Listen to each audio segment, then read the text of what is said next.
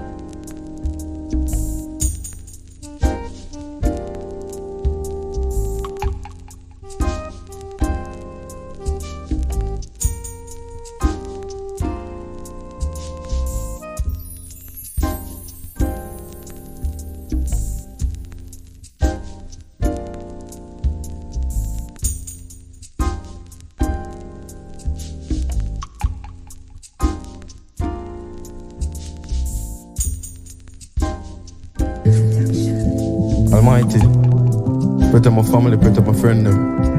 Patriots. Yeah, yeah, yeah. Ooh. Represent for your real one. Represent for your real one. All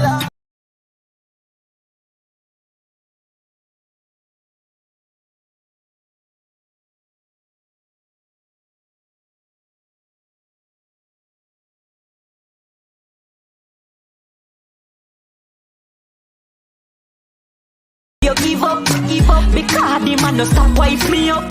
Me sleep over, you get me hurry up. So try no bother make your little heart go erupt. Him like it when me tip up and make no pine. Oh me bend up is like say me have double giant. Kick it off and you know me nah disappoint. Him give me gallons and I say him give you half time.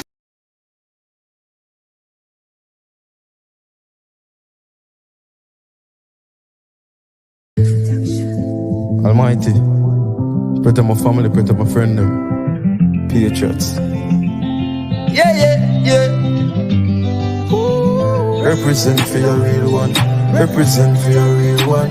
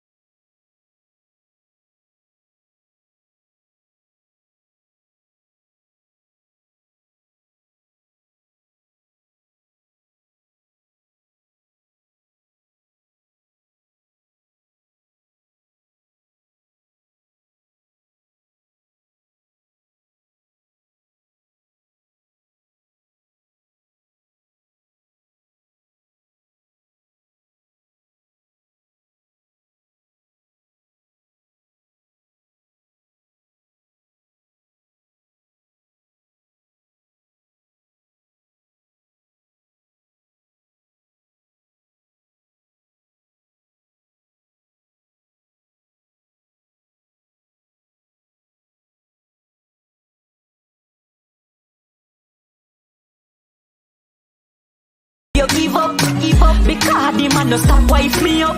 Me sleep over, you get me, hurry up. So try no bother, make a little heart go erupt. Him like it when me tip up and make to a pine. Oh, me bend up is like say me have double giant. Kick it off and you know me nah disappoint. Him give me gallons and I say him give you half pint.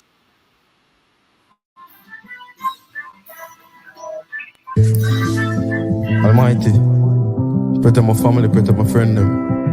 Patriots. Yeah, yeah, yeah. Ooh. Represent for your real one. Represent for your real one. Hola.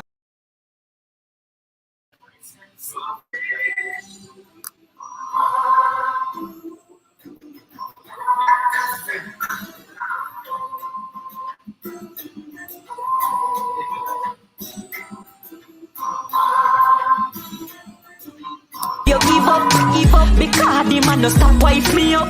Me sleep over, you get me, hurry up. So try no bother, make a little heart go erupt. Him like it when me tip up and make to a pine. Oh, me bend up is like say me have double giant. Kick it off and you know me nah disappoint. Him give me gallons and I say him give you half pint.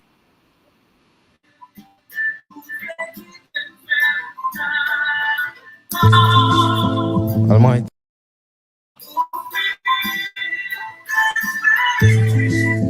Almighty, protect my family, protect my friend them. Patriots. Yeah, yeah, yeah. Ooh. Represent for your real one. Represent for your real one. Hola.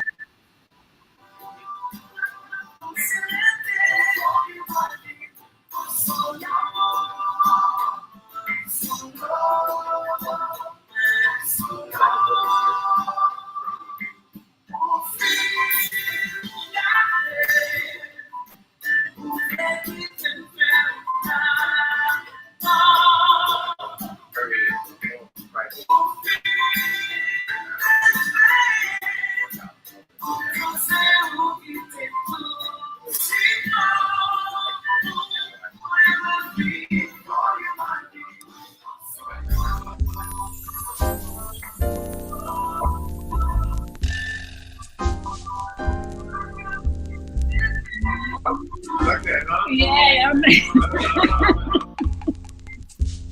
some good music. And the phone is freezing on me. I'm trying to.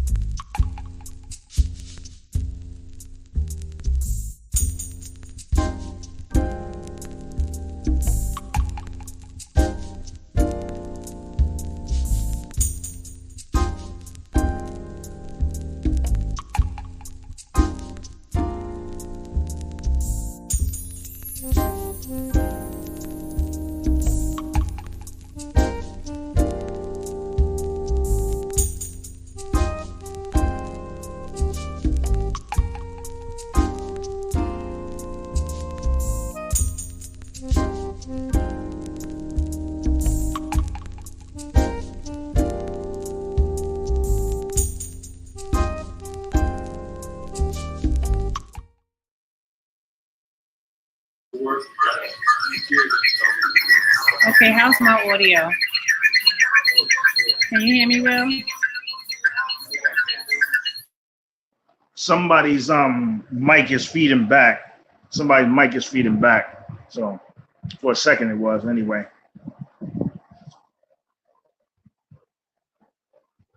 This is what I'm dealing with right now. So you know, I am the cat seat right now. So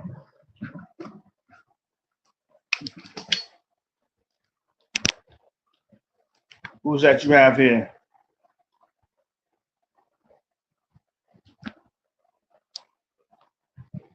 You're muted right now.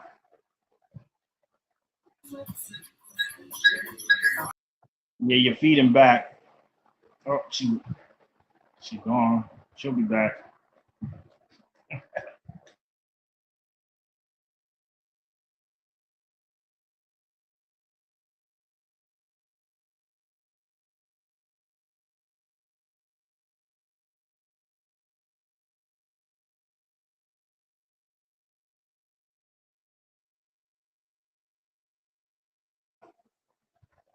All right, technical difficulties. I guess she'll come back in a moment.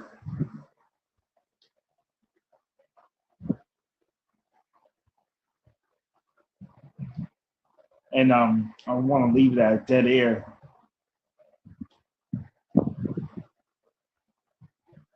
Who else is this with us?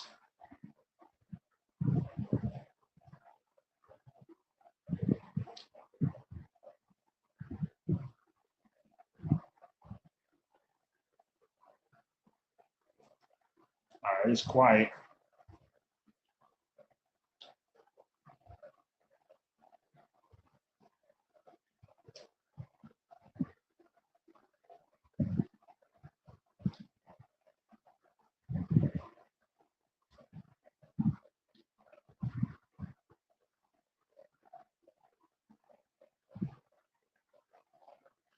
All right, so that picture from the beginning, I just sent her something that spoke on like the Dalit Panthers, because at one point in time, the Panthers were global. And the Dalits were actually the people who Scamala's people were opposing, because it's a caste system. She's a Brahmin. The Dalits are the ones who they call the low class, lower class. And they're like some of the darkest people. They're very much very colorist. Basically lighter is better, darker is bad. Indian people would talk about, and that picture was of the Dalit Panthers who are fighting the caste system. I spoke on the fact that Gandhi, who was a racist who hated black people, was actually sent to South Africa as a lawyer to fight against black people during apartheid. He didn't dress like how you see him in the media, in robes and stuff like that. He dressed in Western attire, and he spoke about how black people were dirty and nasty. And he didn't like them. So everybody whose hero that is, a nonviolent a movement, all the other stuff, the same one that MLK was copying after the nonviolent movement, actually used to work for the British government at one point in time against black people in South Africa. And I'm going to say exactly what I said earlier. He also believed in touching children too. The whole reason why he was killed was because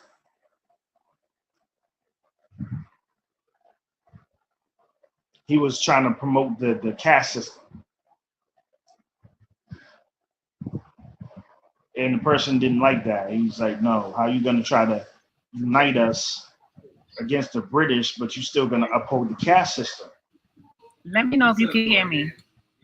Okay. I guess he doesn't want to cut you off. All right. Little jerk. But you didn't go nowhere. You're still sitting here. Look at that. Can you hear me, Will? Are you speaking? Because I can't hear anything. Yeah, I'm trying to figure out if you could hear me. I can hear you now. But Can you hear me now? I can hear you now. All right, I'm gonna try and put my phone.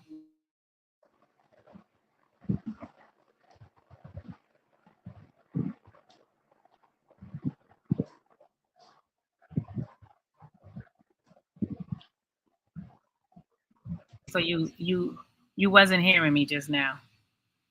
I can hear you now. So you wasn't hearing me like 5 seconds ago. Something is going on with this connection. Because I was just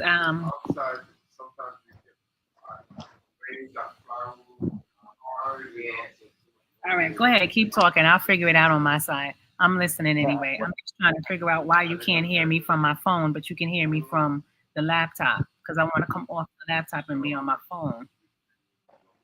You have to do it. Open it in your browser instead of just clicking the link. Hit your browser because that's what it did to me. If you push the button and say open in browser. That's how I was able to hear myself. Okay, I got you. All right. No problem. Try that. Oh, so that's you. The other person is you. Yeah, the other person is me because I want to do you over here. Not saying nothing. Yeah, I was saying something, but you couldn't hear me. I tried again, but like when you press the button, like it doesn't give you an option to open in browser. Yeah. And then it's gonna ask you, do you want to allow the mic? Figuring things out live, people. Yeah, exactly. Normally it'd just be a smooth stream, but today I'm trying to use my telephone, so that's what the problem is here. This little jerk, he's trying to bite me now. Yeah, but you was talking about the Dalit meeting because Kamala family is supposed to be there, right? Just so you know, I'm following along, even though I'm trying to figure out this technology here. I was trying to play a little videos while I get it organized, but I don't know how well that was working out because you said the volume wasn't even up. You played the same video like 4 times, like the promotional video. You know what? I'll just not use my phone, and because now I can't even find the screen. Plugged in. I can't even find the screen that I just had up because now my phone wants to act up. So we're in Mercury retrograde Virgo. So I'm not surprised that the technology is screwing up like it is. So yeah, go ahead. I'll just stay on the computer. I forgot we're in retrograde right now. Everything is going backwards or on a standstill. That's what it is.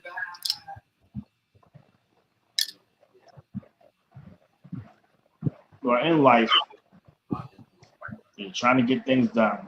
Sometimes you run into obstacles. I teach archery. You teach people that the further back you pull, like more setbacks that you have, the further you propel yourself forward. So, look at as powering up in order to get to greater greatness. He's selling himself short. Damn, son. Make some money, some guy. He's like, look, guys. The back they pull you, the further forward you go. I want to play that video that you sent me. The one on the Dalit Panther movement. Well, first let's show the background. Now, mind you, I want people to remember that this was the people who scandalous people were against. They were pushing against them. The reason why they exist in the first place because they were under oppression in the caste system, and that's the reason why they formed. And scandalous people are the people who are oppressing them. Mm-hmm. Because remember, she's Indian. Of course. She's a Brahmin. You're talking about Kamala's mother. Her mama, a Brahmin.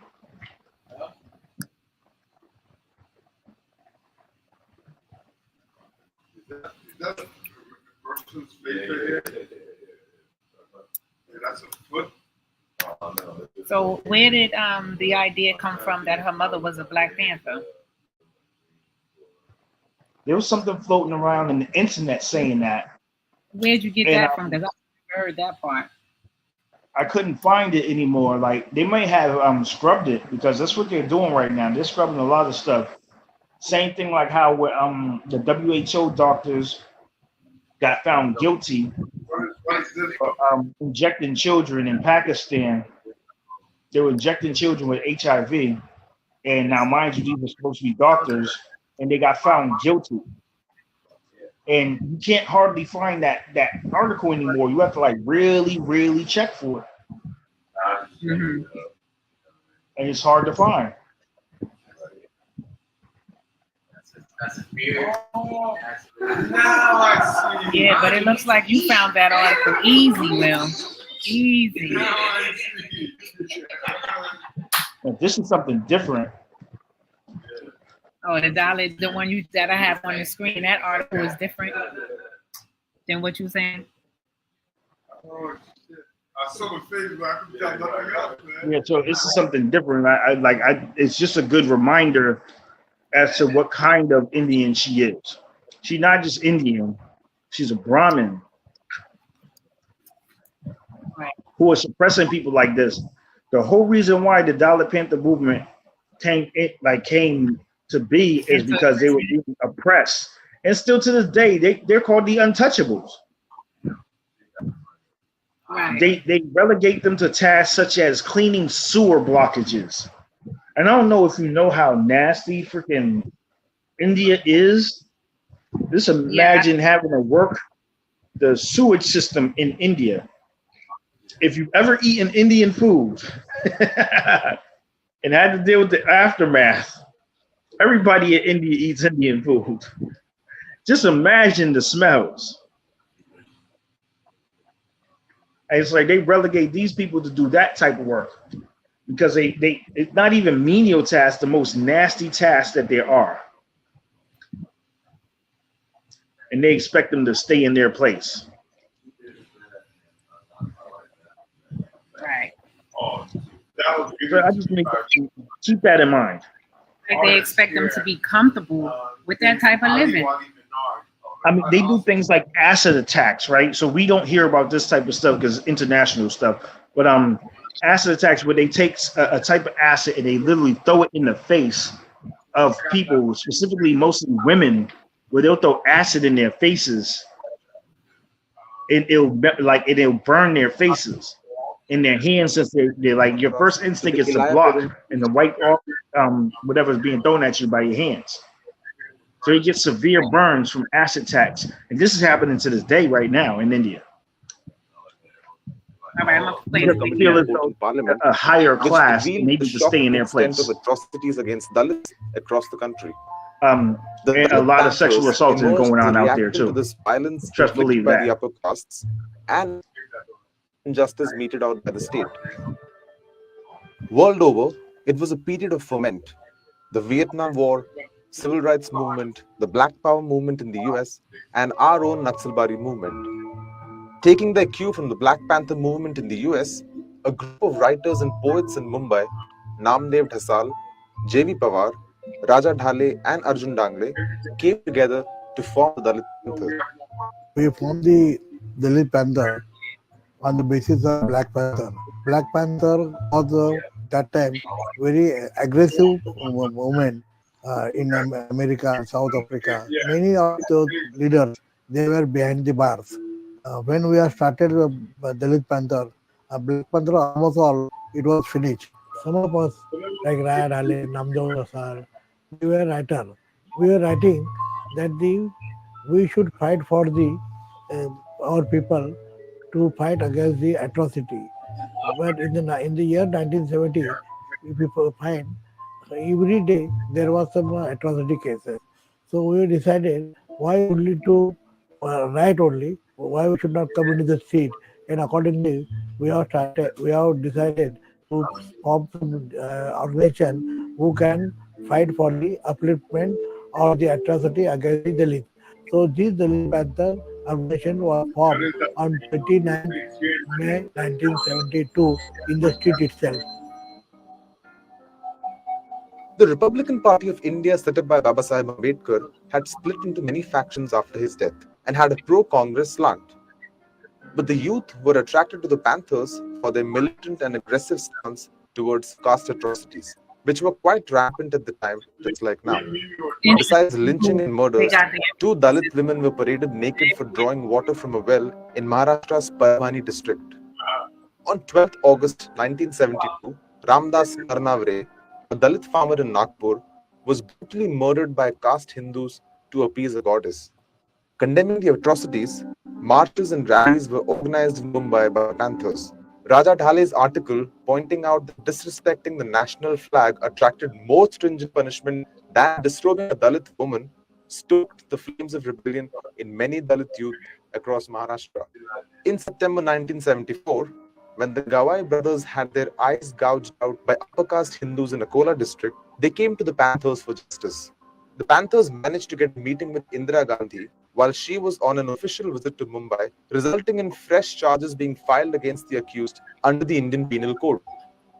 That time, in anywhere, if the atrocity happened, we used to go by in thousands, and they got the assurance that somebody is there to protect us, somebody is there to hear us, somebody is there to take our side.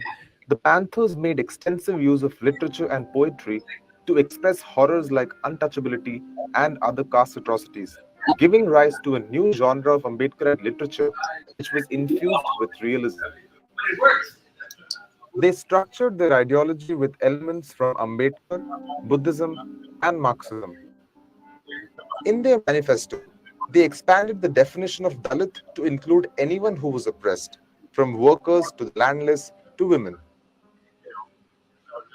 Critical event in the Dalit Panther history was the Lok Sabha by-elections for the Worli-Naigaon constituency. It was a three-way contest between the Congress, Bharatiya Janasangh, and the Communist Party of India. Since the RPI and Shiv Sena were backing the Congress, the Panthers called for a boycott of the elections. A function organized by the Panthers in the BDD Chawl in Worli was disrupted by stone pelting from the Shiv Sena. तो वहाँ के पत्थरबाजी होने के बाद meeting में सब लोग ऐरा सहरा वैरा हो गए उधर थे और पुलिस वाले ने उनके लड़कों ने जो शिव सैनिक थे उन्हें अपने पिताजी का अपने जो भाई के लोगों का ड्रेस पहन के उनके ऊपर अन्याय लाठीचार्ज किया, यानी कायदों में हाथ में लिया। तो पत्थरबाजी की बगल में जो लक्ष्मी कॉटेज है, लक्ष्मी बिल्डिंग है, वो दोनों तरफ अभी तो बहुत डेवलप हो गया है। उस टाइम पे बड़ा रास्ता था, दोनों आजू बाजू में शिवसेना के जो शाखाएं थे, लोग थे, उन्होंने दोनों बाजू से ऊपर से गच्चे में पत्थरबाजी की। हमारे माता जी उनको बचाने के लिए मेरे भाई तुरंत गए, उसके ऊपर वो पाता या दगड़ बड़े पत्थर ऐसा गिर गए ऑन द स्पॉट। मेरे भाई के उस टाइम मेरे बड़े भाई उनके साथ में था कि जो उनका देह है, उनका जो बॉडी है, उन्हें अपने हाथ में लिया है, उनको नीचे नहीं डाल दिया। पुलिस वाले देख रहे थे, पुलिस वाले ने सब आए, उस टाइम पे अशुद्धुर किया, लाठीचार्ज किया, सब हिस्ट्री है। The boycott was successful as the Congress lost the by-election to the Communist Party, but the Panthers had to pay a heavy price. By now, ideological differences and meddling by other political parties had created a rift in the Dalit Panther Party. To avoid potential misuse of the party name by some members, the founders decided to dissolve the Dalit Panthers in 1977. After it was disbanded, similar outfits sprang across the country, but none would create a stir like the original Dalit Panthers.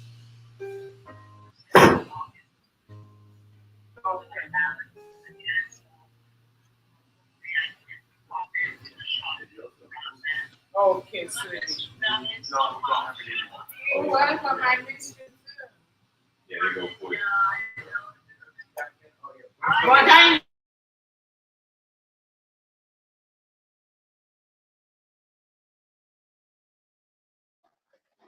So you see how they You see said how outside, dark he is.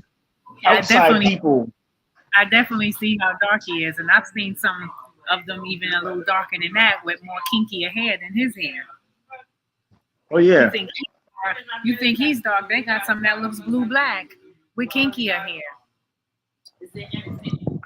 Well, the thing is, you know that we've had like multiple migrations. There was like a whole African king that was in in India. Like matter of fact, India was known as Hindustan back in the day, and also Indus Kush.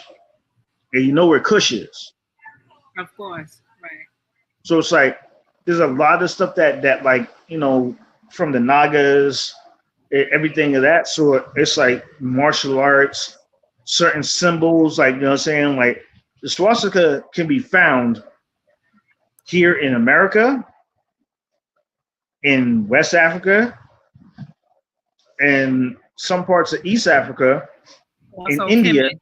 Don't forget also Then in all the way Kemet. into China. Oh yeah, of course in Kemet.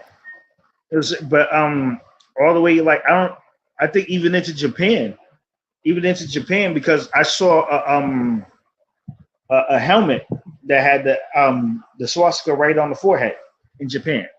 So it's a symbol that has been around for a very long time, and it's not like, and that's the funny thing. I'm laughing at the people, you know, the pinky inferiority complex, those that be trying to wear it like it's a white symbol. Like, nah, bro, like it didn't even come from y'all. Like, yo, y'all even stole that. The thief race done stole everything, including their symbol that's most famous. Like, matter of fact, let's call it what it is. That eagle is just a substitution for the hawk from Kemet. When you see it on the Nazis, like, you know what I'm saying? Their symbolism came from Africa. Matter of fact, the Roman eagle was nothing but a substitute for the hawk. I mean, let's call things what they are. Hey, it's like you get people who sit there and talk about some history revisionists. Like, yo, we're not revising anything. Read your own scholars. Your own scholars are going to tell you where it came from. Exactly. But that's how you know people don't read, though.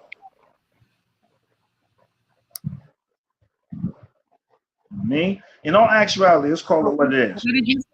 Where did you say you got that information from? That Kamala's mother was supposed to be a part of the Dalit Panther movement from 1972. No, there was something, not the Dalit Panther, said something about somebody in her family started the Black Panthers somewhere in India. And I'm like, first of all, she's not Dalit. She's a Brahmin. It's from her mother's side, though, right? Her mother's a Brahmin, not a Dalit. That's why it made no sense to me. Right. See, that's the thing, though. Where on her mother's side is this Dalit bloodline?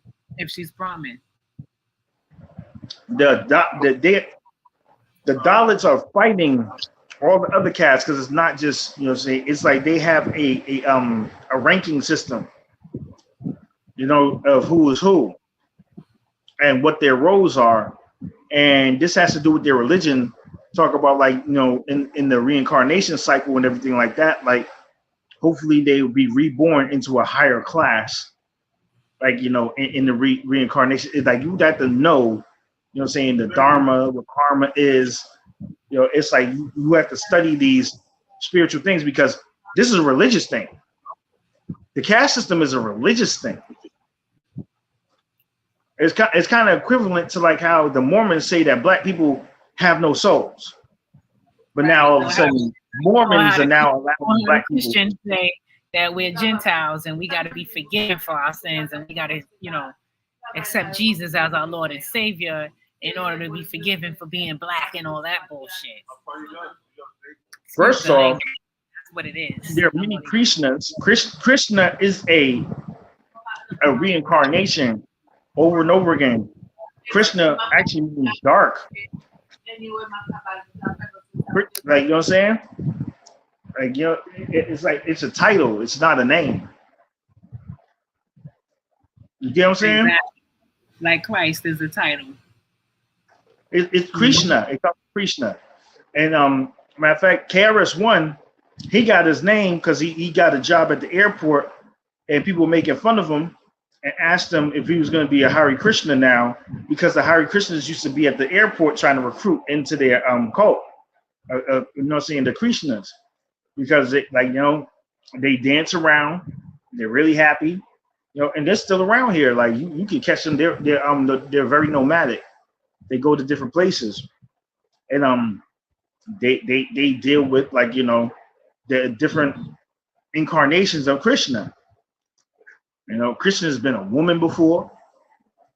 Yeah, it's had many wives. It's like there's been a lot of incarnations. But you'd actually have to study these things and know these type of things. You get what I'm saying? Like, if you're talking to people who just, you know, the reason why they call KRS-One, they started calling him Krishna because of the Krishna thing. Because, like I said, at the time when he was working at the airport, the Hare Krishnas were out there. So they were just joking, talking about, oh, you're going to be a Hare Krishna. That's where he got his name from. We hung out for like 3 days. He comes to the Bean all the time, like, real deal. His family's out here.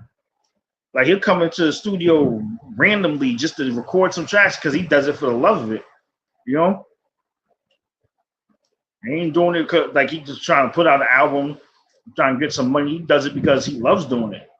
Man, he was out here hanging with us at the black market, freestyling, calling people up to freestyle with him. I mean, I recorded it. I'm the one who's had to tell him, like, yo, Kai, put your phone on. Like, yo, put it on live now. Let me record this. Wow. You know? Check this out. So today, earlier this morning, around 10:30, 11 o'clock, I was having a conversation with a maintenance guy, a Jamaican man from Trelawney area, about 62, 3, something like that, he said. I think he said he was 62. And we had a good conversation now. The conversation went well. He talked about his life in England, and he should have stayed in England. He wouldn't have to work 2 jobs like he do here. And it was because of a woman, right? He came over here to pay Uncle Sam. Who is Uncle Sam?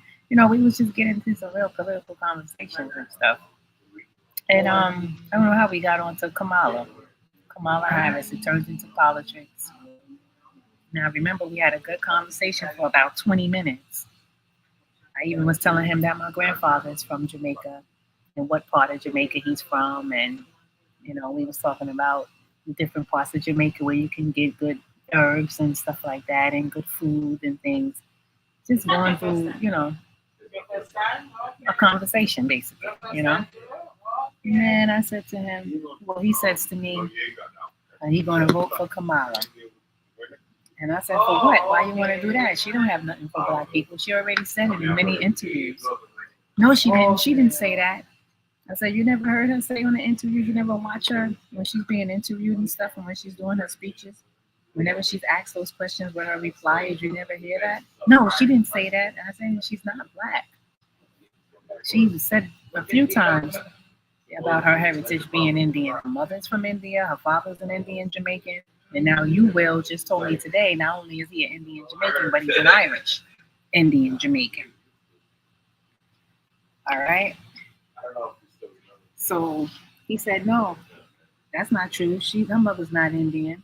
Her father's not an Indian Jamaican. She's black. And I said, no, she's not black. She even says she's not black. And she even says she ain't had nothing for black people. She don't have a plan for black people. She said she didn't say it well.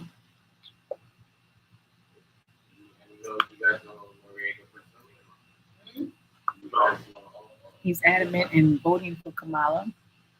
I pressed the mic button, but I'm moving around right now. Yo, listen, the ignorant are always allowed this, man. Empty drum make the biggest noise. He said she didn't say it. And she did say it. She was being interviewed when she said it. What is he talking about? He didn't watch no interviews. He jumping on the bandwagon. Because this is what a lot of people do. They just jump on the bandwagon. Oh, this is what's popular now. Oh, I've been with that. Oh, you know what? You know what I'm saying? Y'all didn't know nothing about that. I was on it first. You know what I'm saying? Y'all late. Y'all late. I was on that first. You know what I'm saying? Like, that's like, tell me you haven't had like that exact conversation. You come from New York. You know exactly what I'm talking about. Exactly. I know exactly 1,000 times what you're talking about. I couldn't believe what I was hearing. Yeah, first time them hearing about it, and now they all about it. They've been about it since before you were. Mm-hmm. Now say I'm exaggerating. He said, no, he didn't say that. No, she didn't say that. I said, she never said she wasn't black. He said, no. I said, her mother not Indian? He said, no.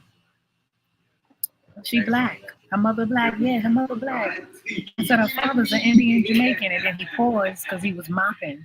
You know, he's a maintenance guy. So he paused to think like, oh, I didn't know that.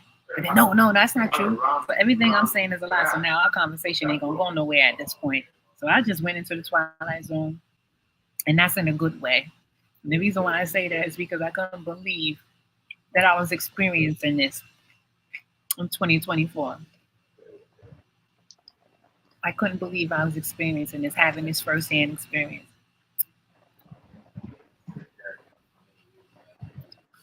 So, no, look, I hate when people keep trying to say Valley Tricks got people messed up. I love how you always have people who don't know shit, but they know more than you. But I'm gonna tell you just like this, right? He said she's an Indian. She's black. Her husband's a Khazarian. Let's ask Mrs. Willie Brown. All right, Mrs. Brown, who she was messing around with. I don't know what his position was, but everybody in California know what I'm talking about. She was a famous side chick. She got that top job by giving top. You know what I'm saying? She became the top cop by giving a whole lot of top. You know what I'm saying? Ask Joe Brown. Ask Judge Joe Brown. All right?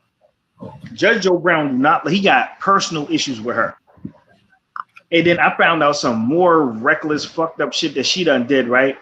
How evil and twisted she is. So she took the freaking house of Nina Simone from the family and then gonna have a nerve to play Nina Simone at one of her functions after she took the home from the daughter of Nina Simone. Are you serious? I wish I was bullshitting that, as I just learned that. You gotta be kidding me. And then she played her music? After she fucked over her family for her home.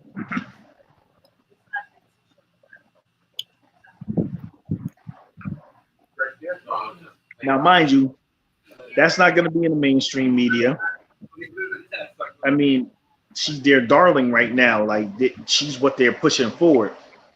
The shit that, like, she's even addressed some of the stuff, the innocent man that she almost fucking killed. And then she gonna sit there and be like, oh, I'm sorry. No, the fuck you ain't. He'd be dead right now. Innocent man, he would be dead right now on a crime he was innocent of. And he's like, listen, just do the DNA. Just do the DNA. It can prove his innocence. And she's like, nah, fuck that. Kill him. They went above her head and they let this innocent man out. I don't even know she even apologized. Well, she didn't apologize to that to the man in California who she locked up, and he was innocent. He did a few interviews on her. Oh yeah. I mean, it's like someone you just speaking about this last night, sister. Like, they're saying, like, Sister Michi X was talking about this shit last night. She's just talking about it last night. She played that in. He said when he was sentenced, Kamala laughed with his big laugh in the courtroom. She laughed at him. Hey, yo, on some real shit, right? Listen to Judge Joe Brown. Judge Joe Brown got personal beef with this chick, but he's sitting there speaking on some relevant shit.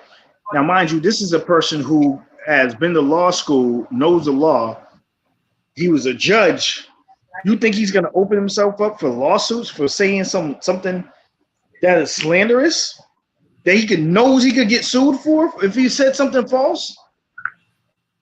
They're not going to mess with him because they know whenever he talks, it's the truth. Predominantly. Man, we need to get his number, right? It just like straight it down, just like, hey, yo, Joe, let's go.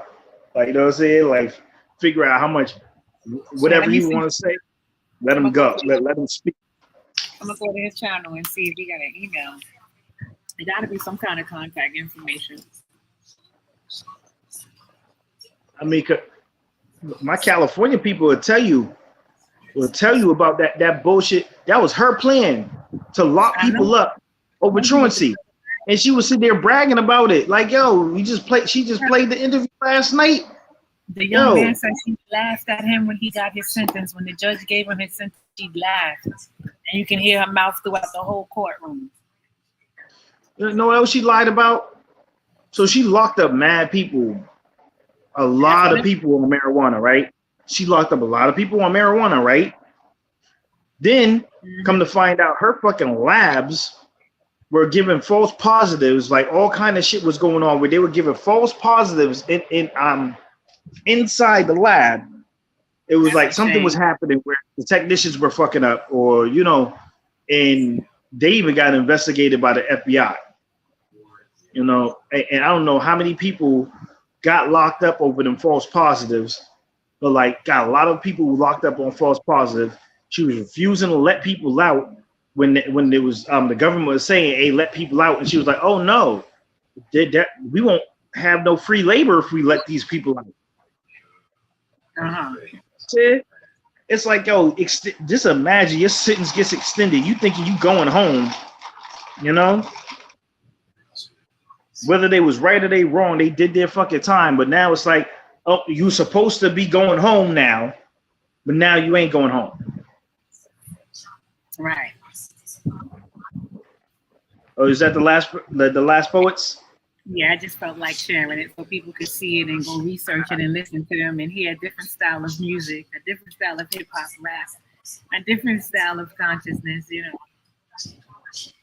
So I just put that there.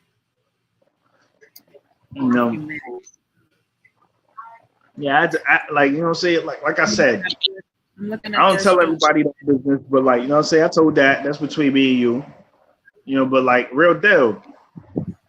And I think July, he just passed recently, like maybe 1 or 2 years ago. Oh. So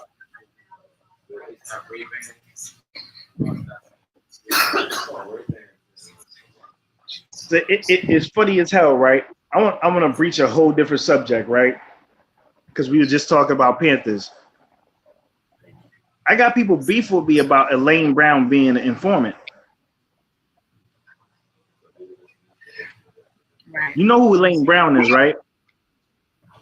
Oh. Say it again. Do you know who Elaine Brown is? Yeah. All right, so you know that she's the one who got Dr. Huey P. Newton hooked on crack, basically. Yeah, I heard that. I didn't know if it was true or not, but that was a big rumor. I mean, talk to some actual Panthers, some real Panthers. I'm gonna tell you just like this, right? Here we have an organization that the whole government was gung-ho about destroying. Meanwhile, they adopted a whole bunch of their programs, such as Women, Infant, and Children, WIC, and now you even have school breakfast that didn't exist until after the Panthers. So they took on their programs. They were such bad people that they was having shootouts with them and trying to kill them. Mm-hmm. But you're going to take one of these people, these very bad people you were trying to eliminate, and you're going to let them be a professor at a prestigious university. I mean, I'd be afraid that they were going to radicalize students, wouldn't you? Right. I just sent you the phone number for Judge Joe Brown. Since they went from trying to destroy them to promoting one as a professor and trusting them with the minds of youth. Does it make sense? Mm. I'm just saying from a logical standpoint, does it make sense? Mm-hmm.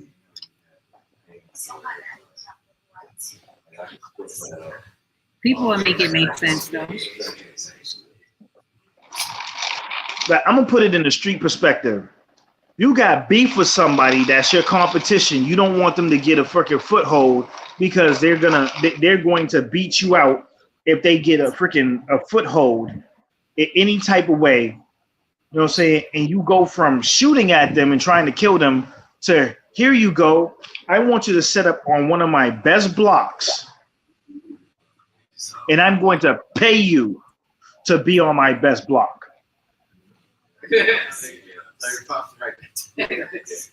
I'm saying it's an allegory, but does it make sense? Does that sound like something you do to an enemy, for an enemy? Someone you've been trying to kill?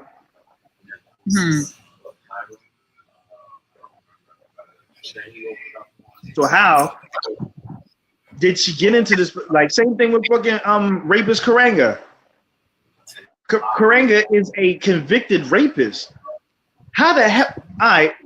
Last time I checked, like a lot of sex offenders have to sign a paper, have to register, can't be around children. You talking about the one that raped the little girl? No, him and his wife tied up and was torturing. So not just him and his wife tied up and was torturing people and sexually assaulting them. But you allow this guy to be a professor.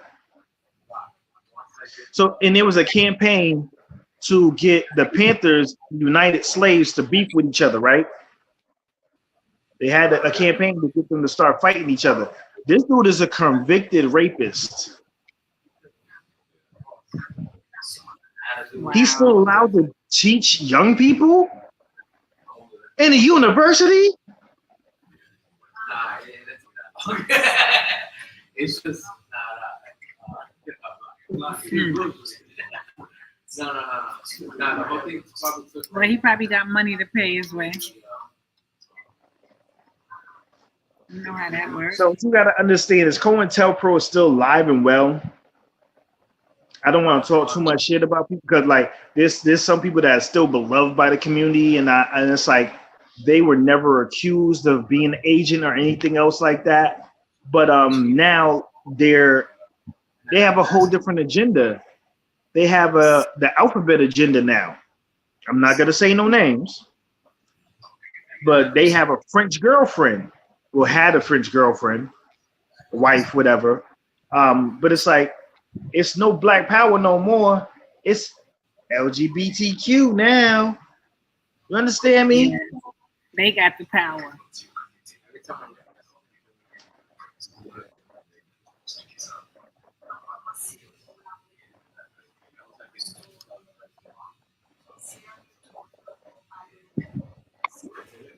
I tell you, this morning was a real soul shocker to see. It don't matter how young, how old the person is. If you don't know, you don't know. And you will take not knowing to your grave on purpose, even if somebody is trying to make you know. Because that elder really put me in the twilight zone. It was just like we just stopped talking at a certain point. The conversation just went off, turned off. He went on about his business. I just sat where I was sitting and couldn't believe that this just happened to me. Couldn't believe that this man actually said to me, this woman never said she don't have a plan for Black people. And I heard her on the video in her own words say it. This man told me she's Black when she specifically talked about her heritage and her roots in interviews. And it always went back to India and the father being an Indian Jamaican. Ain't nothing on the African continent that she slur out of her mouth. Only time she talk about Africa is when she's trying to bring the gays and the lesbians there. That's the only time I hear her referencing to Africa is when she's over there trying to convince the prime ministers and the presidents over there and the governments over there to approve same-sex marriage and stuff like that. And those countries on the continent of Africa are not having that. They're used to man and woman. They're used to a family unit. You understand what I'm saying? So that's the only time I hear her giving reference to Africa. And that ain't even giving reference, but just reference, I should be saying, references to when she's talking to them, telling them what they need to do. Other than that, she's Indian. So I don't know what the hell they're talking about. That's Kissinger. that's Kissinger, like that's what's his name? Henry Kissinger's plan. Like, you know, say they are trying to weaken these other nations, and there's also population control. When they say population control, they're not talking about the population as a whole. They mean you black people. When they talk about carbon reduction, you the carbon they trying to reduce. You know what I'm saying? That I got that from a meme. Like, yo, for real, you the carbon they're trying to reduce. They don't, like, listen. There's so many children going missing right now that look like us, and it ain't no big deal. No big mainstream media is talking about, like, listen, dozens of our youth are going missing daily. And it's happening so often. I'm gonna say this on record. I don't care what anyone is saying. I think that the law enforcement is involved in it, because how the hell is you not finding these children? Thank you. And the more they're getting missing, the more they're not finding them, the more they're getting missing. And when they do find a truckload of them, it still doesn't amount to the amount that's missing. It's like hilariously. No, but it's like they may recover like 800, but that's not talking about the missing 500,000. You know what I'm saying? It was really and I gotta have to reference sister again. We had these whole conversations about a lot of these people are missing out of the system, meaning they were taken out of their homes and put into the system, but now all of a sudden you can't find them. How you lose them? They're involved. They're involved in all of this happening. Like, they don't care for the welfare of the children. Like, for real, like, let's call that shit what it is. Because DCF isn't just supposed to be, you know, come and take your children. They're supposed to actually give you resources if you lack them, but not in our communities. You get what I'm saying? It's like you have some people who went through the entire like the foster care program, and they came out better for it. Like, you know, so it doesn't always, you know, have negative connotations, but there are way more people who have been failed by it. You know, I watched a video and I'm like, there's a young sister, they asking her like, oh, why are you homeless? She goes, oh, well, you know, I turned 18 on my 18th birthday. They told me that, like, you know, that I was going to the shelter, and I thought they were joking. And that's why I'm out here. Like, they put me out on my 18th birthday because they're not getting any more money. I'm like, wow, that is a real story, like, real deal. I mean, crazy thing is, I mean, I went to kitty camp jail system, and then people, because I couldn't get nobody to, like, have them release me, even though I was grown. I'm like, yo, just release me now. I'll go whatever. You know what I'm saying? I don't care. But on my 21st birthday, they brought me right on my own block. There's a lady who gets paid to foster people or whatever, and they were paying her. And then they told me I couldn't leave the first night. And I'm like, what? I'm free. I can do what the fuck I want to. You know what I'm saying? So I told the lady I was leaving. So I told her I'm walking around in my fucking block. I'm home. You know what I'm saying? Like, this is my home. This is where I'm at. And then, you know, fast forward a few weeks. Oh, yeah, well, you know, if you can't pay, then you got to find another place to stay. Bet. Just don't even worry about it. But the only reason why they let me out on my 21st birthday is because they couldn't legally hold me for any longer. You get what I'm saying? As soon as that money fucking dries up for people, they don't give a fuck about those kids. They ain't their kids. They ain't getting paid for that. They really got into it so they could get money. And that's really what it is.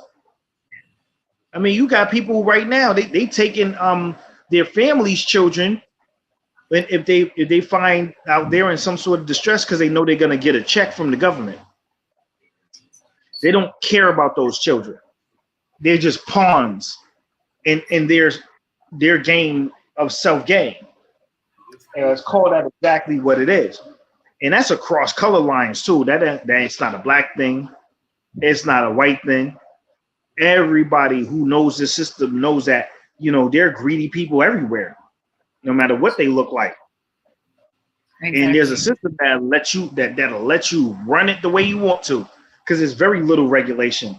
How are they missing hundreds of thousands of children that are in their system, and they just disappear, they vanish, they don't know where they are anymore? Yeah, they know, because a lot of them went to Epstein's Island. They know exactly where these children went. I mean, it's like it's a lot of stuff going on, and it's like, no, I want people to be very clear on this one. Don't act like we fucking friendly with Dump just because we don't fuck with Kamala or Scamala. We don't fuck with her. We don't fuck with him either. We don't like either side. You know what I'm saying? They both the same, like left wing, right wing, same fucking bird. Exactly. Going the same direction, but just taking a different path. And look who actually has actual pictures with Epstein. Who has real pictures with Epstein? Was really hanging with them? Oprah Winfrey, Jay-Z and Beyonce, P. Diddy, a few of them. I can't even think offhand because there's so many of them. Faces just popping up in my head. What's the other one name? The one who played with Forrest Gump. What's his name? He played in that movie. Tom Hanks. Huh? Yes. Tom exactly. Hanks. Mm-hmm. Now, you got people who sit there keep talking about the deep state and everything like that, and all, like, you know, say on the other side, right? And it's like they're not wrong completely. Like, you know, what I'm saying, a lot of these motherfuckers. Like I said, I don't know who I was talking to. I refuse to take a picture with Hillary because that bitch called us super predators. They said it was genetic. There was something in our genes that made us super predators. So what was going on with your ancestors? That it was raping and stealing and robbing and taking people's land and shit like that, because that's how you got your land, right? Right. And I wonder what type of music they were listening to encourage that type of criminal behavior. Because they always want to sit there and talk about some music stuff. Right? Right. See, you got to realize who took over the music industry. Like, we have positive stuff going on. We have, like, no, say we have Public Enemy. We had X-Clan. We had the Poor Righteous Teachers. You had, like, you know, where MF Doom comes from. He came from his group. Who's the name of his group? Because his name before he was MF Doom, I think they made that song Peach Fuzz.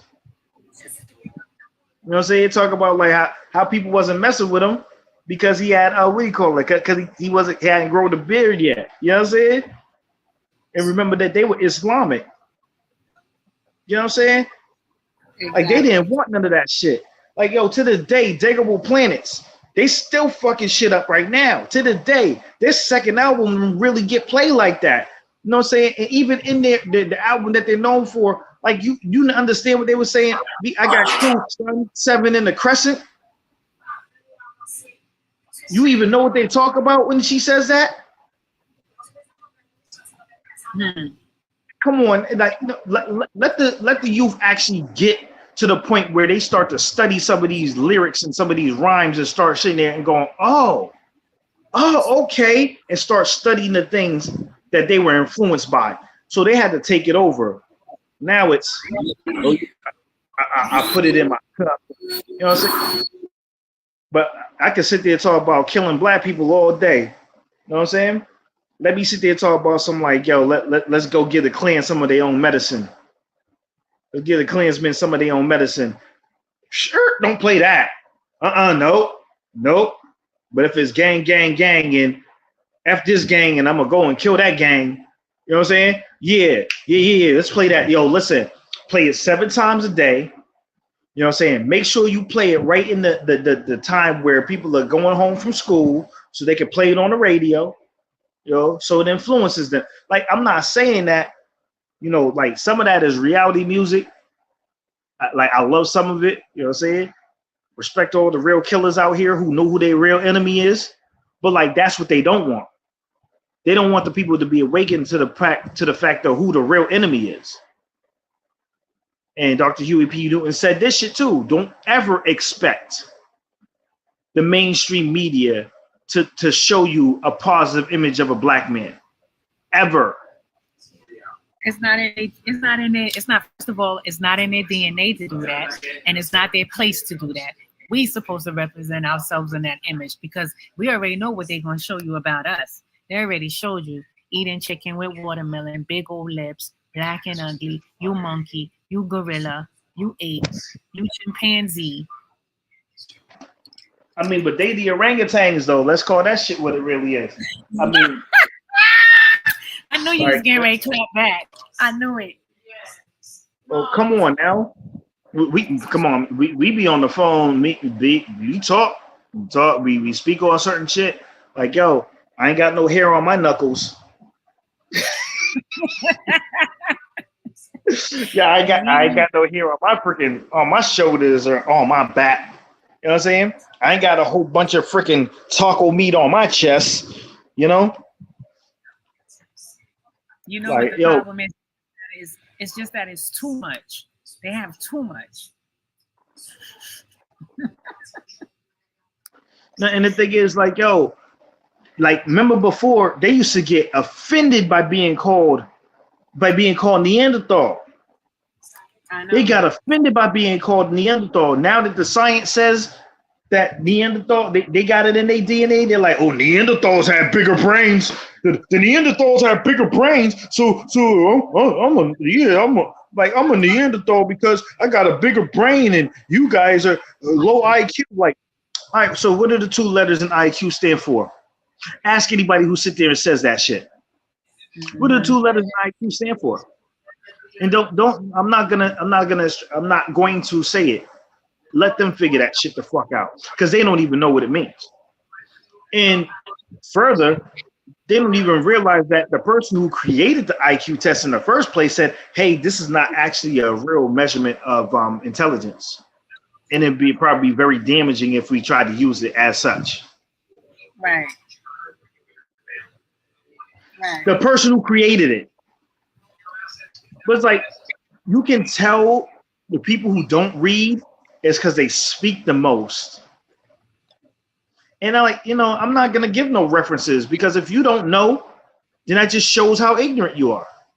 They don't even know the name of the person. They don't even know the name of the person who created the IQ test. And then, like, when we speak on schooling, who knows who Horace Mann is?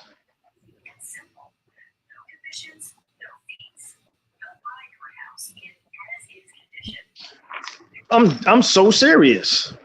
What did he say about his own schooling system? It's about indoctrination.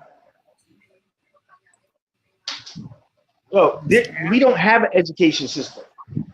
We have an indoctrination system. I'm from Massachusetts. I didn't pronounce that wrong. I said Massachusetts. It's just like Mississippi, but only in the north. And the difference is, like, the racists here smile to your face and act like they're your friends. You know? Of course they do. They smile in your face all the time. No, they act like they're your friends here. So you don't know. They don't run around with Confederate flags. They represent northern racism. Northern racism where they try to, they be slick with it. I mean, you know what I'm dealing with right now. It's 5 o'clock. Yeah, they make you want to hurt them type of northern racism. Mm-hmm. Make you want to do something to them. Hold on. It's 5 o'clock right here right now. I'm about to check my Cash App. I think we're an hour overdue, right?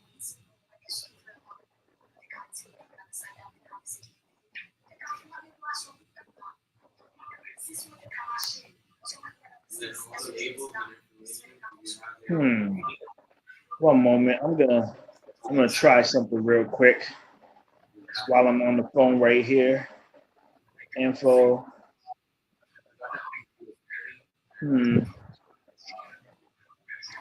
Yeah, because I don't see my Cash App. Send her a text message again, I guess. Oh.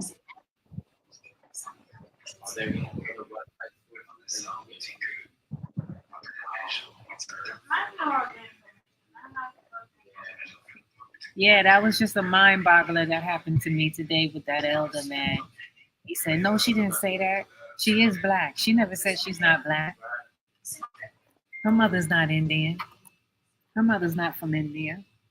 I said, well, she's not gonna do nothing for us. It's no different than Trump, no different than Biden, no different than Obama. I said, what are you trying to get out of her? She ain't gonna change nothing.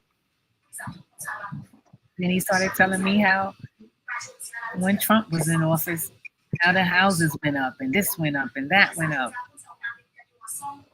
And I said, but you don't need to vote for neither one of them, it sounds like to me then. No, I'm not voting for her. I have a right to vote for her. I'm going to use my vote. If you don't want to, you don't have to. I say, yeah, that's true, because I'm not. Because I don't see nothing that they're going to do for black people.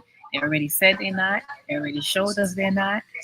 And neither one of them is black, so I can't expect them to do that. Yeah, here's the thing, though. Like I said, man, I'm one of those type people.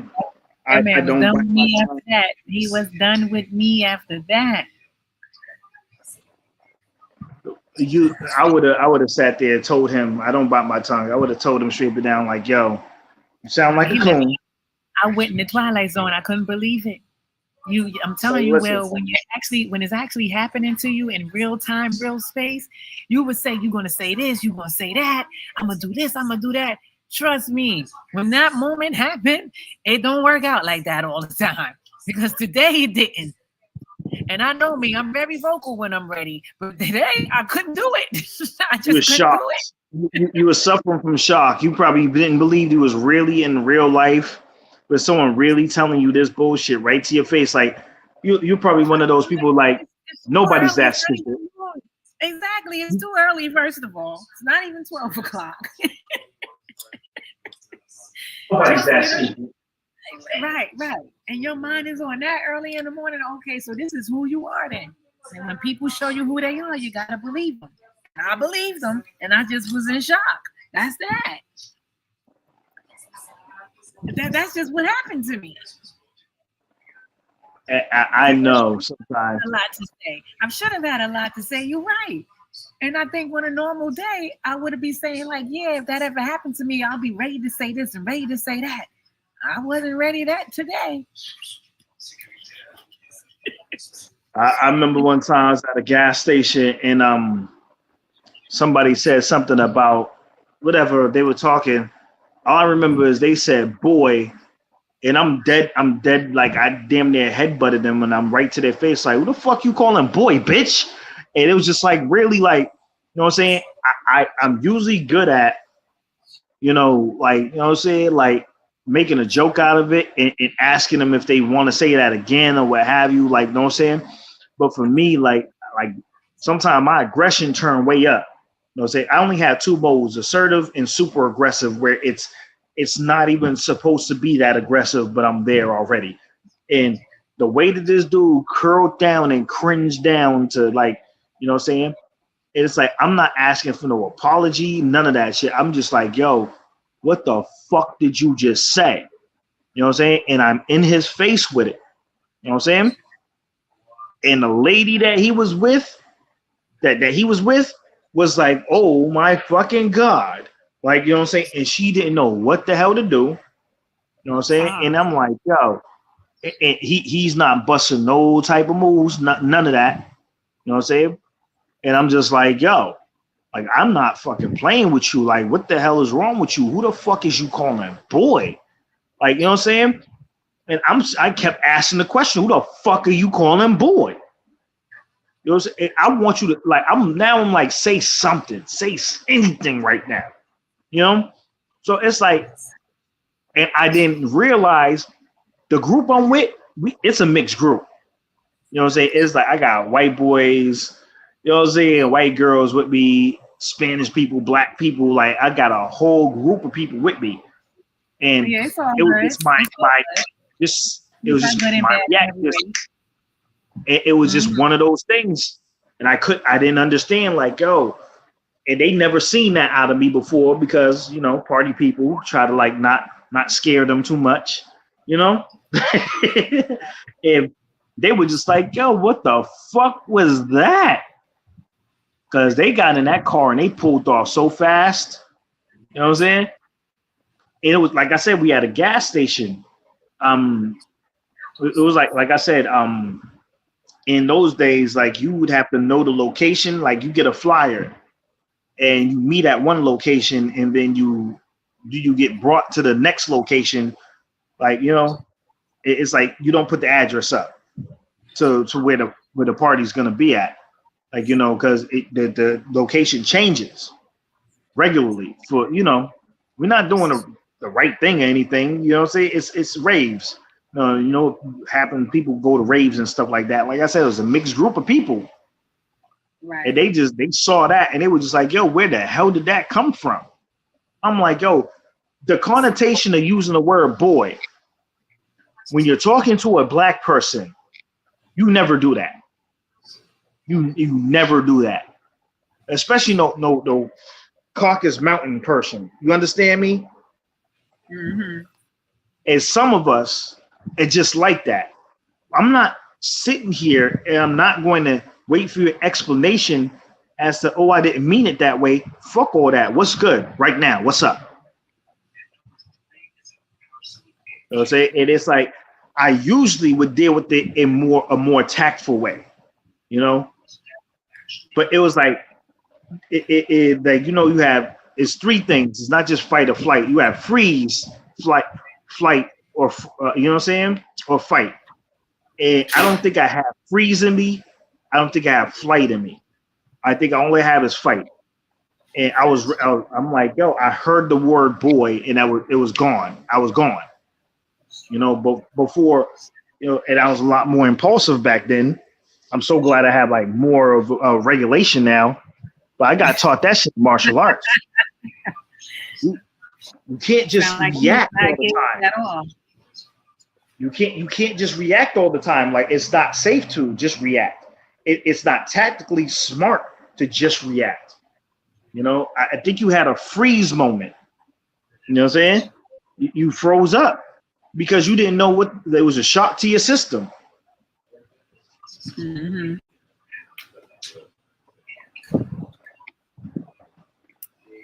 Oh yeah, there you go. Niggas are scared of revolution.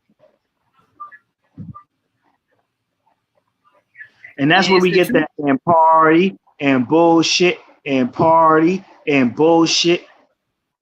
That's from Sound them. familiar? Mm-hmm. That's where that came from.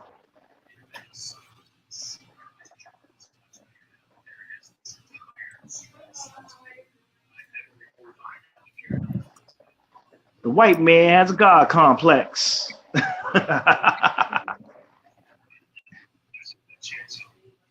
See, these are called the grandfathers of hip hop because rap is rhythm and poetry. They were the ones, they would play the background and they would rap. They would do their rhythm and poetry. They would do their rap. That's before we had the concept of hip hop. You know, so this is pre-hip hop rapping. This is that real, you know what I'm saying? And it was revolutionary on top of that. Yeah, but they had to take out, they took the revolution out of rap. I'm going to say that again. They took the revolution out of rap. The shit that you hear now is not even hip hop anymore. It's shit pop. Shit pop. It's a bunch of shit. It's a bunch of pop. It's not real. You know what I'm saying? Exactly. They took our messages and they threw away the message. They gave you a nice snappy beat and then basically told you to kill yourselves over and over again in different ways. Yeah, kill yourself. They just said lie. They just say, die, nigga, die. For real. Like, kill yourself. Disrespect, you know what I'm saying? Disrespect. I'm gonna say it just like this, and I'm saying what I'm saying. We respect women. I don't respect no bitch though, male or female. It don't matter. But like the whole mentality, that's all we had. Like we had some dope ass female MCs out here that don't talk about their pussy, that don't talk about none of that shit. Like, you know what I'm saying? Basically based on their skills as an MC and their dopest. MC Light? Oh my goodness. MC Light and Shala Rock, Roxanne Sal Rock is what's up. Miss Melody. Yo, for real, like, you know, come on, Jean Grey. And I'm a born again rebel. Come on now. I'm Miss Melody and I'm a born again rebel. You know what I'm saying? I'm saying, like, yo, they took out all they got. You hear what I'm saying? Where's Sister Soldier's at? See more of her. Yeah, Sister Soldier, a real person. Like, you think she was just doing them interviews? Like, she wrote books to give you some introspection. Mm-hmm. You get what I'm saying? It's like, yo, I read Coldest Winter Ever. I didn't read Midnight, which is the what do you call it? Which is the sequel to it. Like, I'm a voracious reader. Like, I read. So it's like, it's one of those things. Like, I never read when I found out that there was a sequel to Coldest Winter Ever. You know what I'm saying? You know, Midnight, dealing with, you know, the title character. I haven't read that one yet. But when she went on interview, she sat there and spoke on it. Like, yo, matter of fact, there's a brother who had a t-shirt company, and it had the big Smith & Wesson on it. And you're like, oh, shit. And it's like, no guns are manufactured in the hood. There's a message behind it. They stole the message away. They kept the gun up, but they took the fucking message away.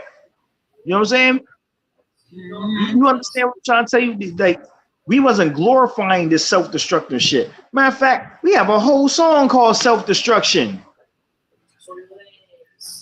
Exactly, with Miss Melody. I was just trying to tell you, that's how she comes in. I'm Miss Melody, and I'm a born again rapper. I mean, listen, though, they have flipped around the whole thing. Like, look who runs the music industry. Matter of fact, you know, this daggone platform we on right now, they might scrub this. They might scrub this. They might sit there and say, this too much positivity going on here. I won't be surprised. Because I had Dr. Finkelstein interview up, and someone reported it, and YouTube put a strike on my channel. I actually got a strike on my channel, messing around with playing the truth. And it was just this Jewish rabbi speaking about how they put, you know, human body parts and horse meat in the McDonald's and Burger King and Wendy's and all the fast food restaurants that we gawk after every day. All right, saying how they purposely put the drugs in the certain low class communities worldwide, whether it's black, white, or whatever. They have their strategic plan. And he was just unfolding it because he said, even if I tell you, like I'm telling you now what we're doing, you're not going to believe it. You're still going to line up and eat the McDonald's. You're still going to be, there was a certain word that they use that they call us because, and not just black people, but just anybody that's stupid because they have us under the spell and we don't even know it. The Goyim. You are a Goyim. Like, listen, that's one thing that my ex did. Like, she had that, and they say that's negative propaganda. Like, I'm gonna keep it G with you. Like, I had a whole bunch of good customers. When I tell you they were great customers, when I was doing what I was doing some bullshit. Understand me? I had a bunch of good customers. I was invited to a lot of those industry parties. You will never see me in no pictures because I'm in the background. But I'm going to tell you who was really getting invited to those daggone parties. The reason why I was there, them boys that dress like girls. Who? I went to school with them dudes. I didn't understand it. Oh, your schoolmates. Them boys who dress like girls. They were getting the invites to these freaking industry parties.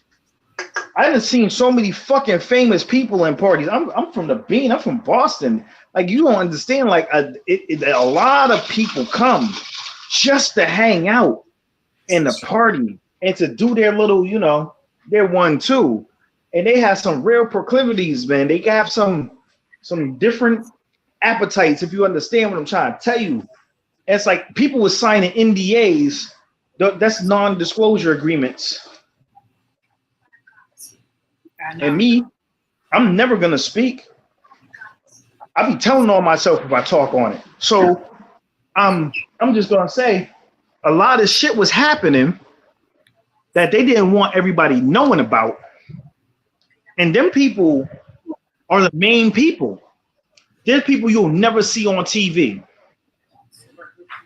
You'll never see them on TV. Like they millionaires, but they finance a lot of the bullshit that we're seeing. Like a lot of the shit that's going on.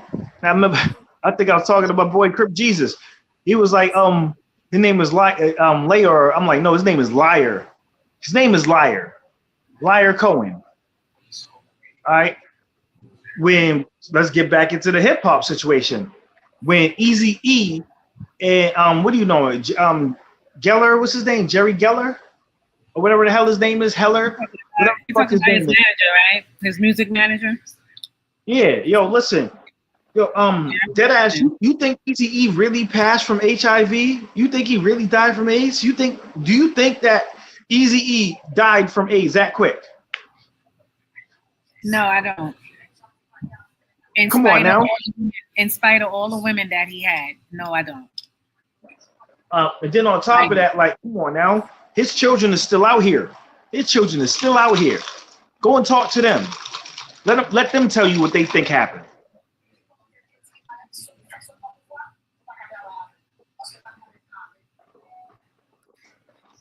No, I'm on some real shit. Suge wasn't no real gangbanger. Sugar Bear, that's his full name. Sugar Bear borrowed some money in order to get his situation going. Who was really running it in the background wasn't no gangbangers. It was them people. You understand me? Right. I mean, and it's like, yo, there was some bullshit going down. You know what I'm saying? There was some bullying going down. Because you got to remember, like, a lot of these people that do music, they're not no gangbangers for real, though. Like, you understand me? Like, they even like put it out there when they was beefing with each other about, yo, bro. I mean, some people got some real shit in their background. And you look at it and you're like, damn, bro. Like, see, because I don't want to talk too much and like, I'm not accusing nobody of nothing, but like we have some shit where people have been victims of certain shit. You know what I'm saying? And it's like, or excuse me, not victims, they're survivors of certain shit. And there's certain shit that I'm pretty sure like they've been accused of perpetuating. And it's like, I think that they've been using that against them. They're like, you better shut up before you put your business out there. You know what I'm saying? It's like they've been used as pawns. You get what I'm saying?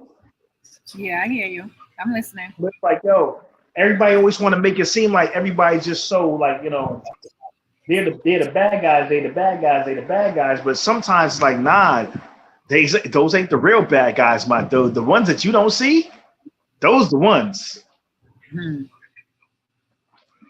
Because explain to me why the dude who dresses in a wig, in a dress, is being invited to industry parties. What does that have to do with the industry? Like shit that's going on.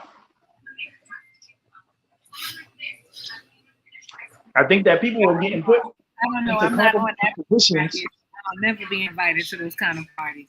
But I can tell you one thing: the reason why anybody can come there is because anything goes there. That's what nah. My theory is that they were put in compromised positions and have them blackmailed, like have like, you know what I'm saying? If you ever tell our business, we'll tell this business. You know what I'm saying? Because you get people that they're coming from being starving and shit like that. They don't, you know what I'm saying? They're like, hey, listen, you got to do this if you want to be with us. You know, you get put in that compromised position. Then they take them pictures of you So now if you sit there and start telling somebody like, yo, I was supposed to get this on my contract, they're going to turn around and pull up a picture. This you?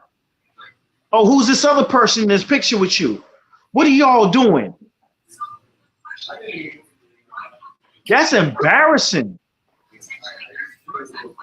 You think someone want to be embarrassed like that? They did what they had to do in order to get that contract because they felt it was the only way to feed their family. You know, and it's like, listen, I'm going to say this. I ain't bashing nobody. I ain't mad at nobody. If that's who you are, that's who you are. I'm not mad at you for that. But to use it against somebody to try to hurt them in their reputation, you get what I'm saying? Right. That's an affront. That's an affront to them. That's an affront to the same people who they sit there. They protected now. Like, yo, I got family. Like, matter of fact, I'm gonna tell you some shit. Dorothy, the gay community knows my great auntie. There used to be a saying in the gay community, "Are you a friend of Dorothy?" Dorothy is my auntie. She's one of the people who, when people got kicked out of their houses because they didn't agree with their their family didn't agree with them being gay or coming out of the closet being gay. Because you have some people, they don't care. They just don't want the embarrassment. You know, say it's different times now where it's like, you know, now but back then they would stay at Dorothy's house. Dorothy is my great aunt. All right. So they would ask you, are you a friend of Dorothy? Meaning, are you one of the friends of the people like, no, who live an alternative lifestyle? And I'm not, like I said, I'm not mad at nobody. So knowing that, that's my family. That's my blood family. Anybody in the gay community from back in the day can sit there and they can sit there and be like, okay, I don't know who you're talking about. This ain't mainstream news.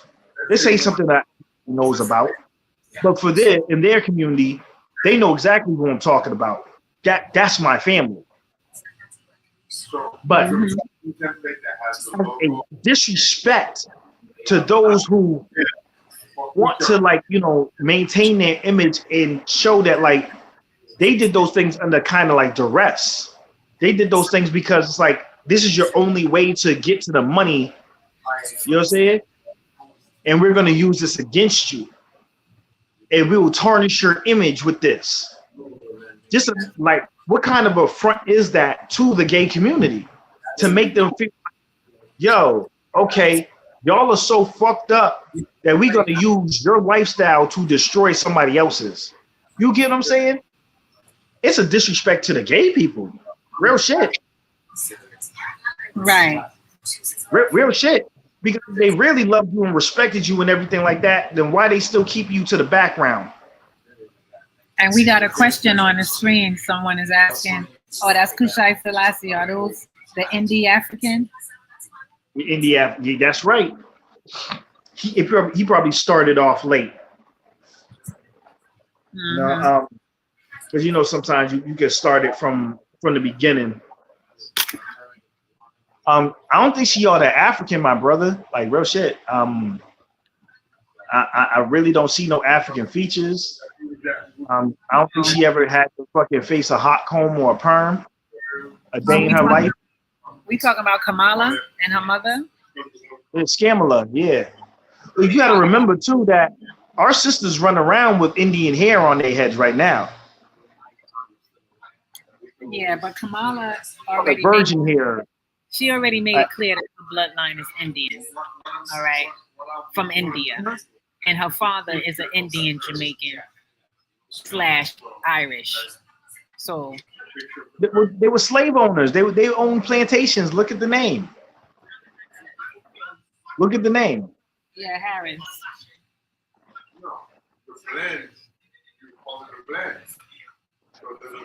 Yeah. More elitism. More of that, like, you know what I'm saying? What's that word? Like, if it ain't white, it ain't right. Real shit. Know what it is. Look, like, her husband is a Khazarian.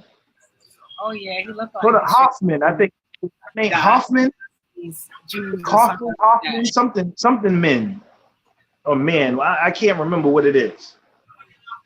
Or Hefferoff or something like that. I can't remember the exact name. Like I said, as Judge Joe Brown, he know, like I said, because he got a personal with her. Yeah, I seen someone. It was a sister doing a podcast with Judge Joe Brown.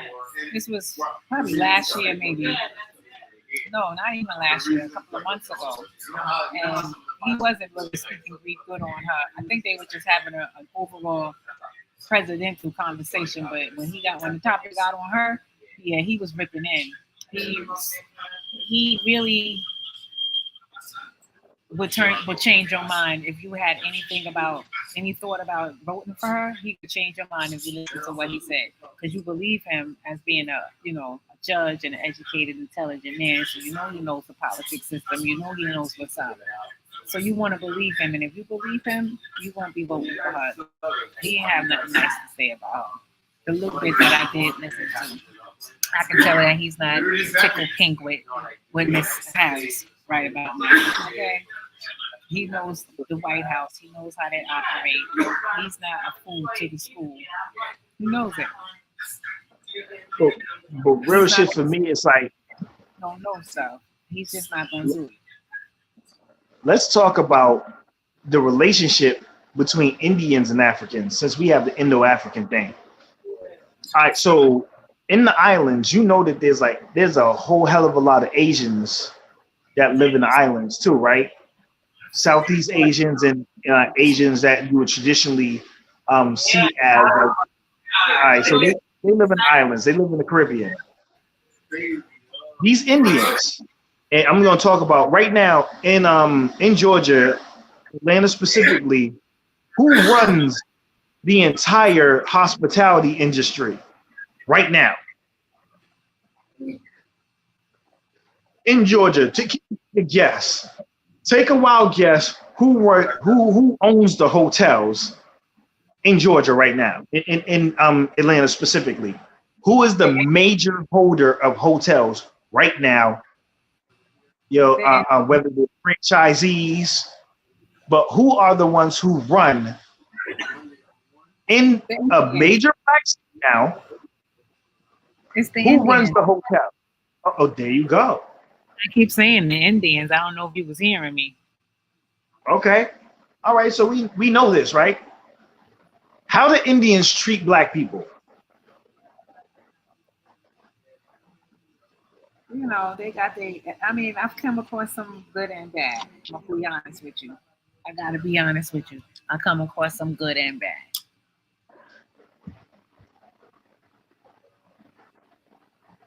Say that again. I said I have to be honest that I have come across some good and bad ones. So how do Indians treat black people? But generally speaking, we know that they're racist.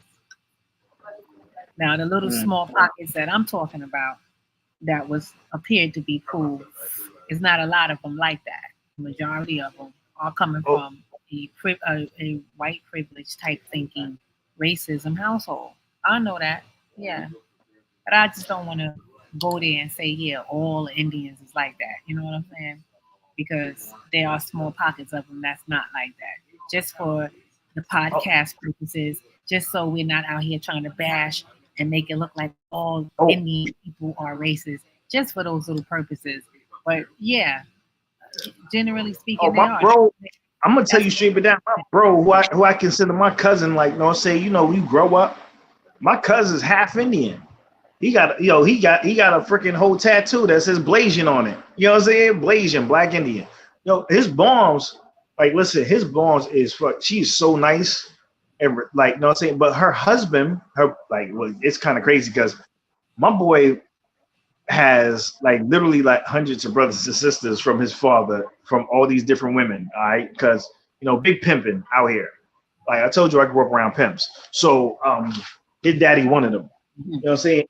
And it's his father is has all these children, all his brothers and sisters, they're half what do you call it?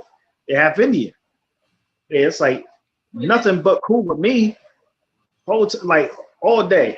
Like, the thing is, like, see, like when we went to the same high school and everything, like I said, not only did I just grow up with him, like I'm like, yo, when his sister used to talk to me, I'm like, yo, shit, you like my sister? Hell fucking no. Hell no. What you trying to do? That's like, just like my boy is my boy, that's like my cousin.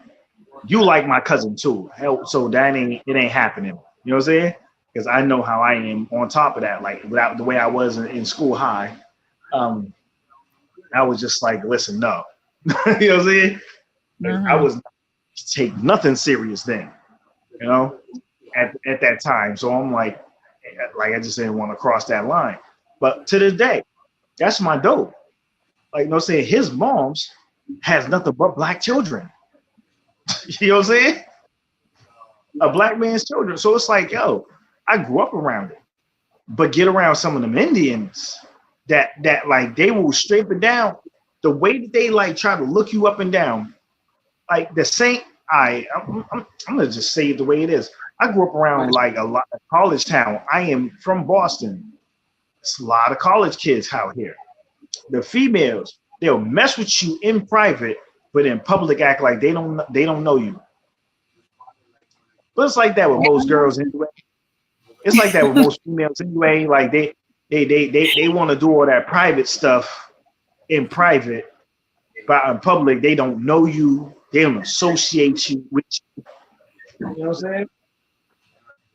Forget what you just doing behind closed doors. But like, you know, they'll tell you straight to your face. Like, listen, my moms will have no problem with me bringing a white boy home. Told me this straight to my face. I'll bring the white boy home. We all good. They ain't gonna ask about his background, how much money he's making, none of that stuff. You know what I'm saying? They're gonna be glad that you're gonna have little white babies. Right. White baby. Oh, they want that complexion for protection because that's you know they're very colorist. I mean, I'm dark skinned. Like, come on now. They see me coming and they're like, hold your purse. You know, I'm coming. You know what I'm saying? They'll sit there, they'll talk their fucking language, and Funny would be talking some shit. You know what I'm saying? I saw one of the girls that I knew, and she was like, when I met her, she was never dressed traditionally. Like, she's dressed to party and shit like that. And how I met her, she was actually fucking one of the white boys. But apparently he wasn't handling business because she was king all at me. And I seen her dressed the way that she was, like, you know what I'm saying, traditionally. And the look on her face was like, please don't talk to me. You know? And it was like, I saw her, I gave her a nod, I kept it moving. You know what I'm saying? Because it's an embarrassment. You know what I'm saying? But the white people came around and they're all smiles and, you know what I'm saying? Or like, you know what I'm saying? They're heavy with their hand gestures. Don't get it fucked up. They will show they're so fucking glad to see this Mr. White man coming. You know what I'm saying? But your black ass, oh no. Oh no. And the thing is, like I said, like and it's like that for most, like I'm saying, anybody who has a fetish, let's call this shit what it is, because the white girls will treat you the same way. The Colombian girls will treat you the same way. The Brazilian girls will treat you the same way. The Peruvian girls will treat you the same way. Them Asian girls like Chinese, Korean, you name it, they treat you the same way. They fuck with you in private, but in public, they don't know you. They don't know you. They don't associate with you. You ain't nobody to them. But they in your face when they want something, if you understand what I'm saying.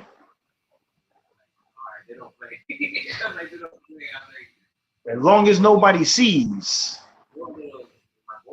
But that's not a friend though. Somebody that only deals with you in private, but out in public, they don't associate with you.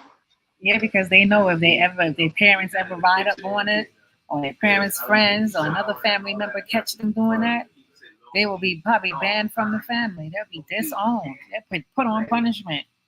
They will have to go through all these councils and, forgiveness truces and stuff. It ain't gonna be easy. It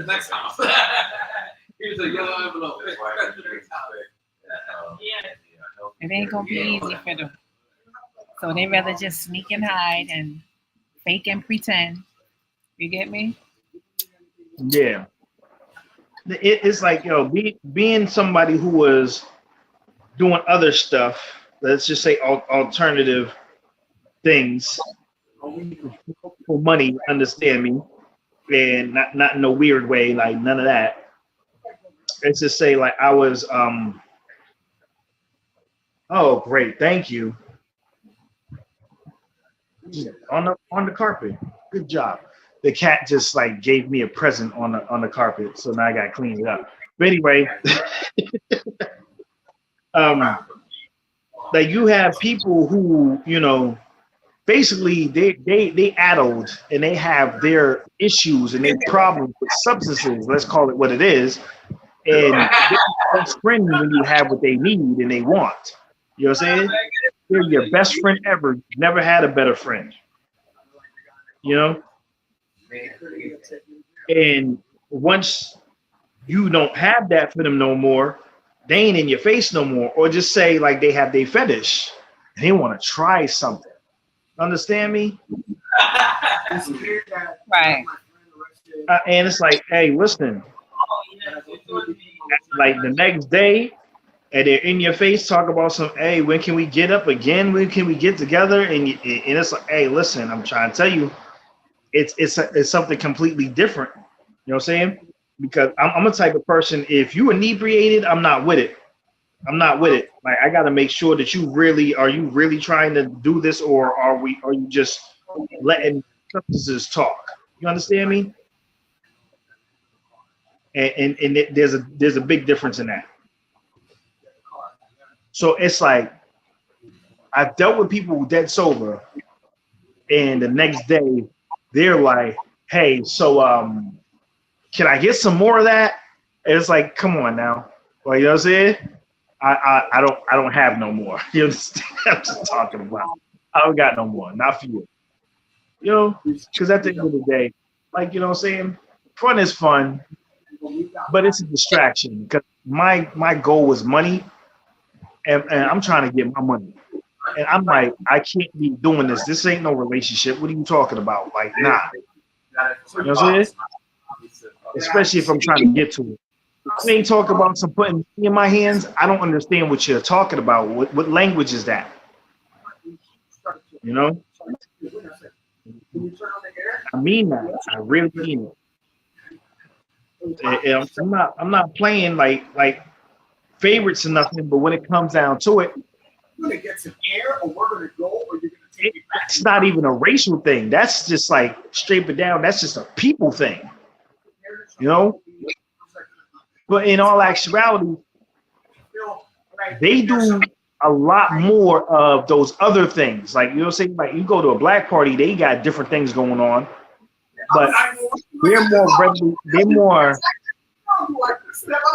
into the harder stuff, if you understand me, into the harder shit. But, where a lot of black people would be like, nah,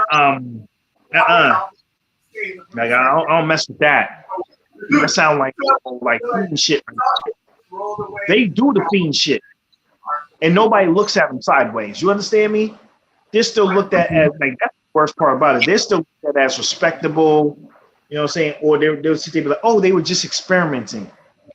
What the fuck do you mean they were just experimenting? They're doing some substances, hard substances. You understand me? And it's like, those people are still looked at as respectable. And I mean this shit. Like, I'm going to call it what it is. So all this happens the things that we're told not to do are the things that, like, because I knew you grew up being told, don't be out here doing that type of stuff. You know what I'm saying?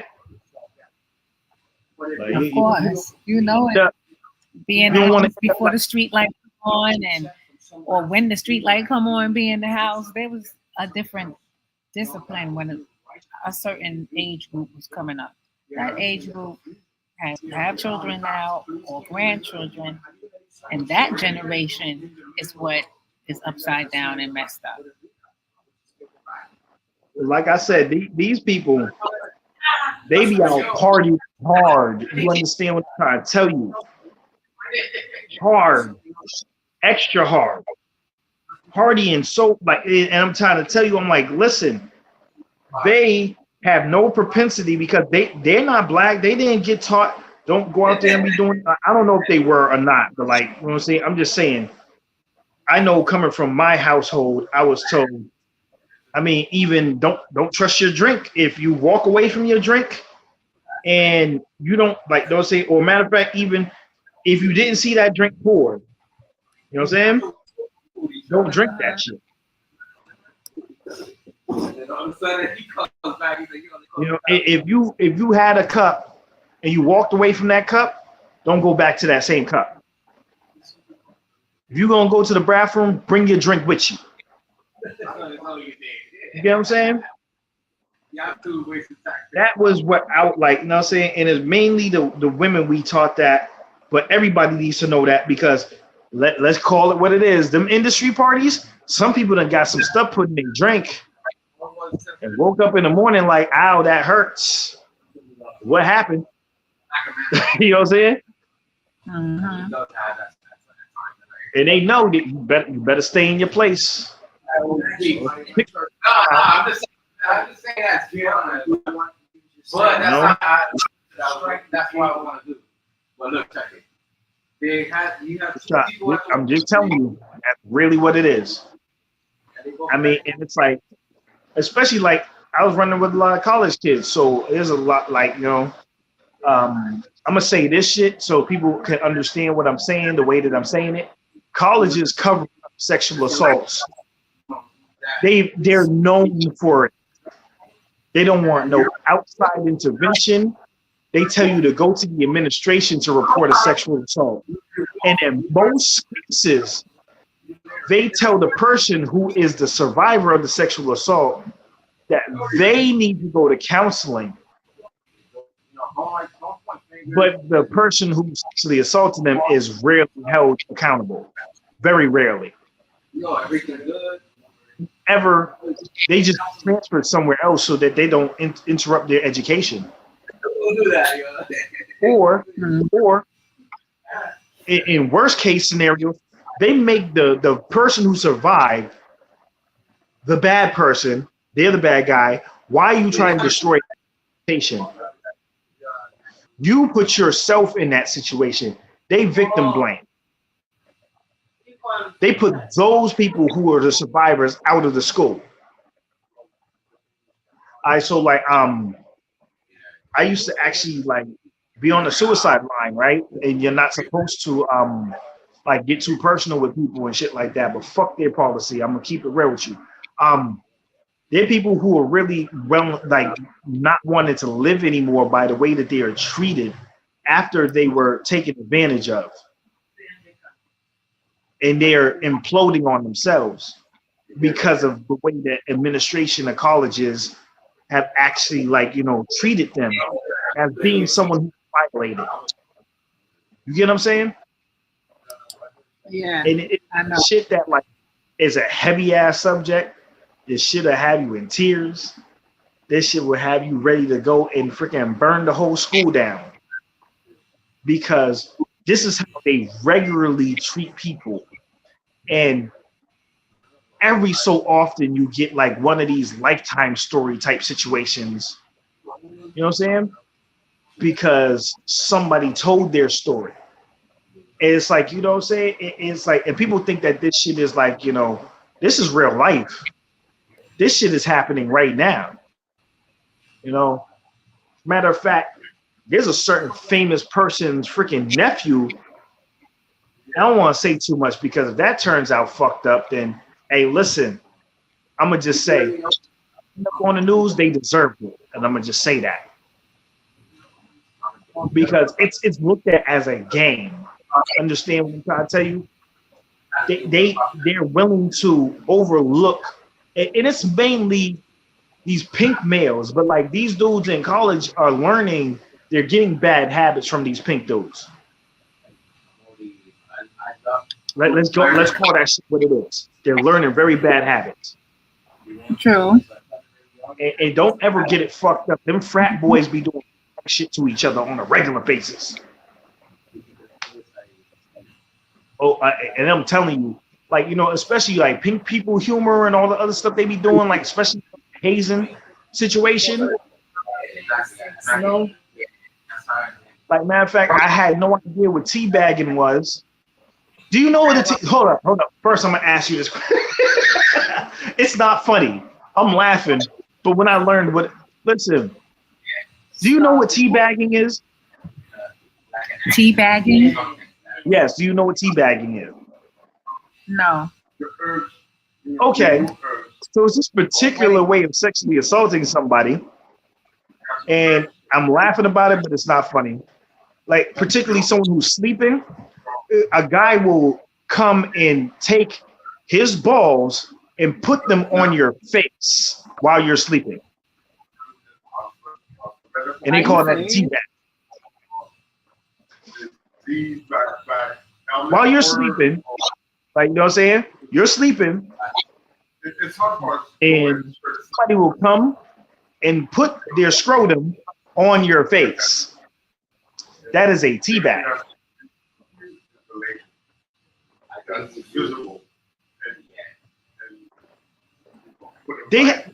You understand what I just said there, told you? Yeah, I heard it perfectly clear. Just to be clear now,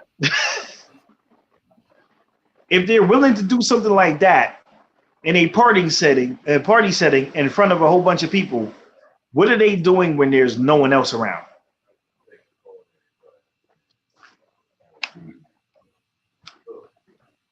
I don't even want to talk about it.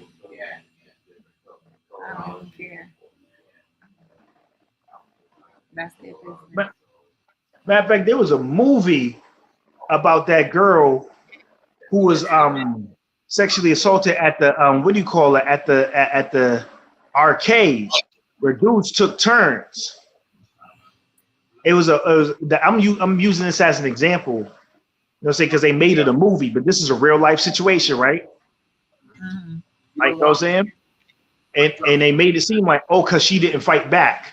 What is she going to do to fight back? These dudes is way bigger than her. She'd probably get beat the fuck up if she tried to fight back. You know what I'm saying? And then they would do it anyway. So in order to survive her situation, she just, like, you know what I'm saying, had to like go when they let her go. But they tried to blame her for what happened to her. You think that's not happening today, right now? Oh, well, you know.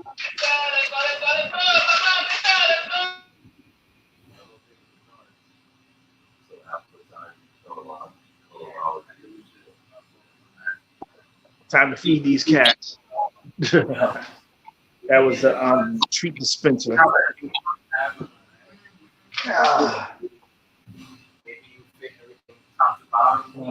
Real deal, when I tell you, it's baked into their psyche, like, you know what I'm saying? It is a Europe, like I hate saying European way of thought because they're not even original Europeans. Let's talk about that.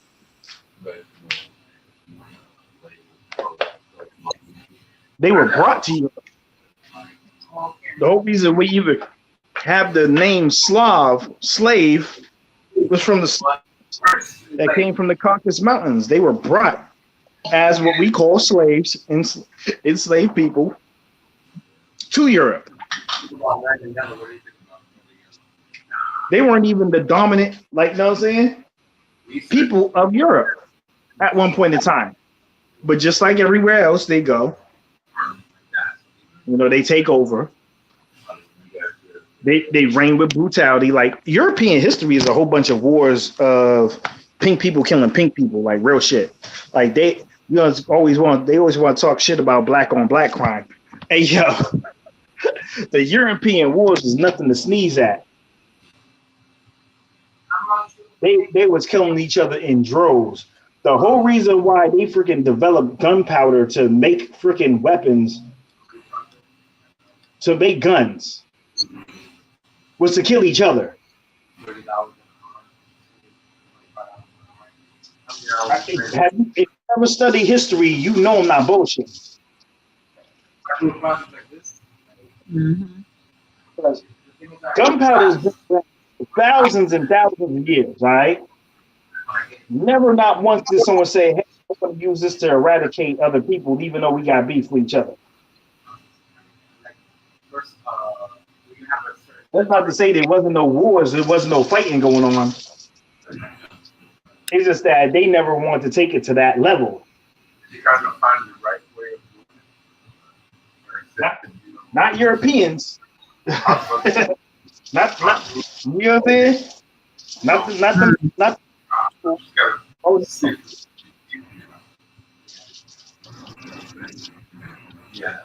they want the most death and destruction.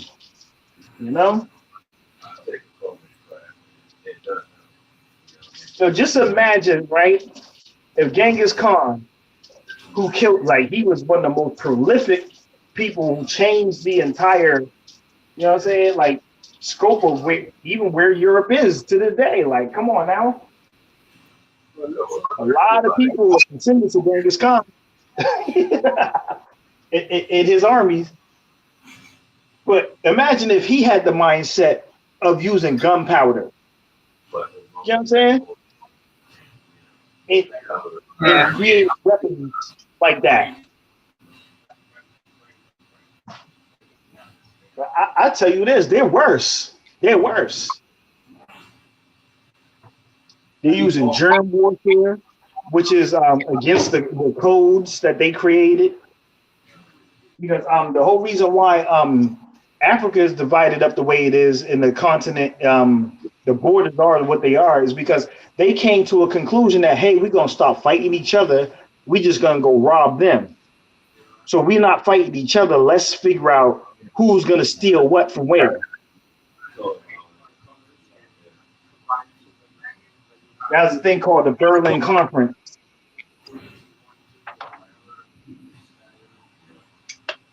I mean, can we call shit what it is? Well, I ain't asking no permission. I'm sitting there just saying what I'm saying. But like, real shit, like, they decided to unite under the banner of fuck them. You know what I'm saying? But here we are still fighting each other based on their that they gave us. Does that make sense? Yeah, it makes sense in their world. I mean, but the thing is, you have some people who are very proudly from the country that they've been designated. That wasn't even, the name wasn't even chosen by them. Yeah, and who was I talking to the other day? The real reason why they had something was called Banana Republic. So Banana Republic was a commentary, basically the orangutans, it was calling us monkeys. You know what I'm saying? They were calling us monkeys. So they would call places Banana Republics if they were ruled by black people. But as we know, most places that are ruled by so-called black people are really not ruled by them. They're just figureheads. I encourage people to go get that book, Confessions of an Economic Hitman, because in neo-colonial times, where it's not a whole empire, you know, saying like just sitting there saying, hey, this is how we're ruling, and fuck y'all. They're trying to play the political game and be like, hey, listen, we're giving aid. Oh, these people need help. You know, they come in, they destroy the infrastructure, then rebuild the infrastructure and say, now you owe us money, or you owe us these policies in order to, like, you know, maintain. Oh, and by the way, all those goods you have over there, those are ours. You know what I'm saying? The stuff that's yours is ours. And I mean, in Congress, they're sitting there calling people who are in their countries right now. They're saying like, "Yo, listen, we're sick of this colonial shit," and they're calling them thugs and calling for their death because they want to run their own country. Because they want to run their own country. They want to have control of their own resources. Name one African country right now that has control of their own resources, and give me a list. I'll wait for that list of African countries that control their own resources. Yes.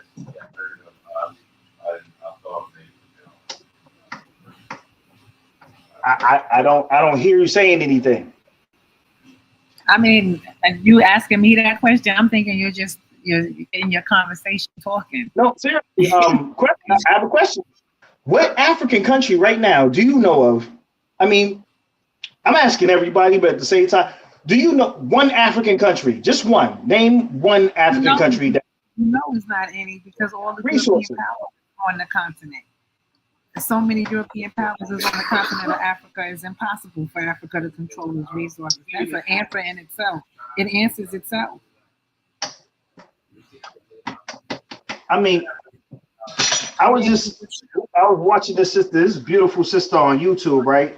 She does her channel, and she goes, "Hey, right now in Nigeria, they export the most." See, a lot of people think the Middle East exports the most petrol or gas or crude oil. It's not. It's in Nigeria. All right. So Nigeria is like the #1 exporter. In order to get refined gas, they buy it from Europe.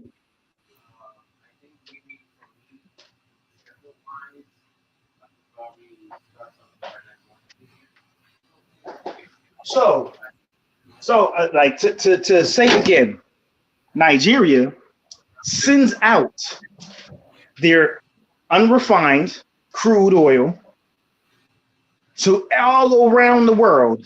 It gets refined, those different places, and then they buy it back at higher prices from those European countries. Does that make sense? Of course it doesn't make sense. It didn't make sense for Haiti to be paying France back for the Haitian Revolution and then losing the Louisiana Purchase. No, that didn't make sense, but it happened. Does it make sense that we don't have our reparations? No, it doesn't make sense, but it's happening. It's like look who's controlling the narrative. To this day, like, you know what I'm saying, they still mad about that. They are still mad about getting their asses beat. And it's like, yo, if the stereotypes were correct, right? And we're just these violent savages, right? And we just so uncontrollable. Why the fuck is it everywhere that they are, we have all these loving people who are letting them run over them? It's like, you know that's not our nature. You know what I'm saying? And anytime we have a problem, they make like they've profited from our internal conflicts. They've turned our internal conflicts into war with each other. And last time I checked, do you know any African countries that actually, manufacture weapons, as in firearms and arms of that sort? Do you know any African countries that are right now manufacturing? Like, can you name an African country, African pistol country, brand? Of course not. Can you name an African brand that does body armor? Nope. I'm not saying it's not there, but I don't know any. Can you name an African country that has any war machines such as tanks and different cars that like kind of like a Jeep, because you know Jeep is named after a person, right? Hummers replaced Jeep as the official what do you call it, military vehicle, but yeah, they were actually under contract for years and years ago to be the official American. There's any African country that actually makes those things like right now?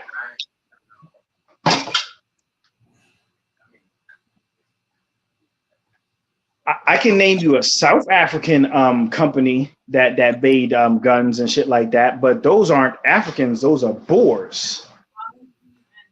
I know you probably heard of a Bushmaster, which is like white South African. South African, like as in the Boers that came from Europe and took over a part of South Africa. And since we're back on the subject again of South Africa.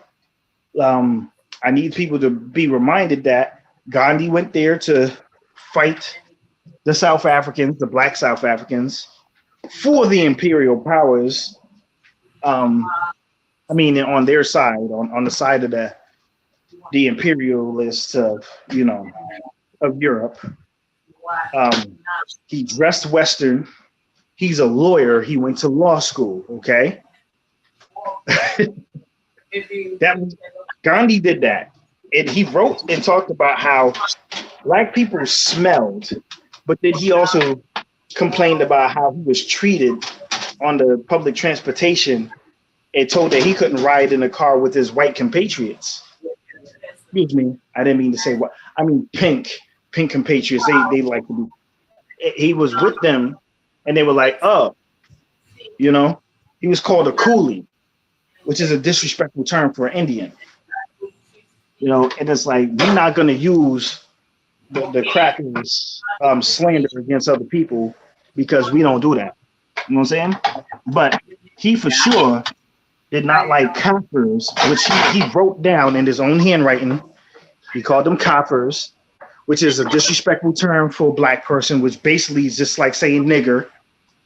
All right? Gandhi hated niggers. He hated Catholics. But you know what I'm saying? He upheld the caste system. I'm pretty sure he was a colorist. The people who he had around him, I mean, like they know the real deal. He wasn't like that whole dressing traditional was something that was a gimmick. That's not who he was, for real. The whole fucking hunger strikes and all that other shit that was happening. That was all that was a facade. It was a game. It was a political ploy. Wake the fuck up and see what it really is. I can't wait. But I like these chips too. Yes. The vegan chips. Yeah, sorry about that. I'm hearing them. I mean, that just goes back to what I said. We need to start owning our own. Simple as that, because all of that you just said shouldn't even be.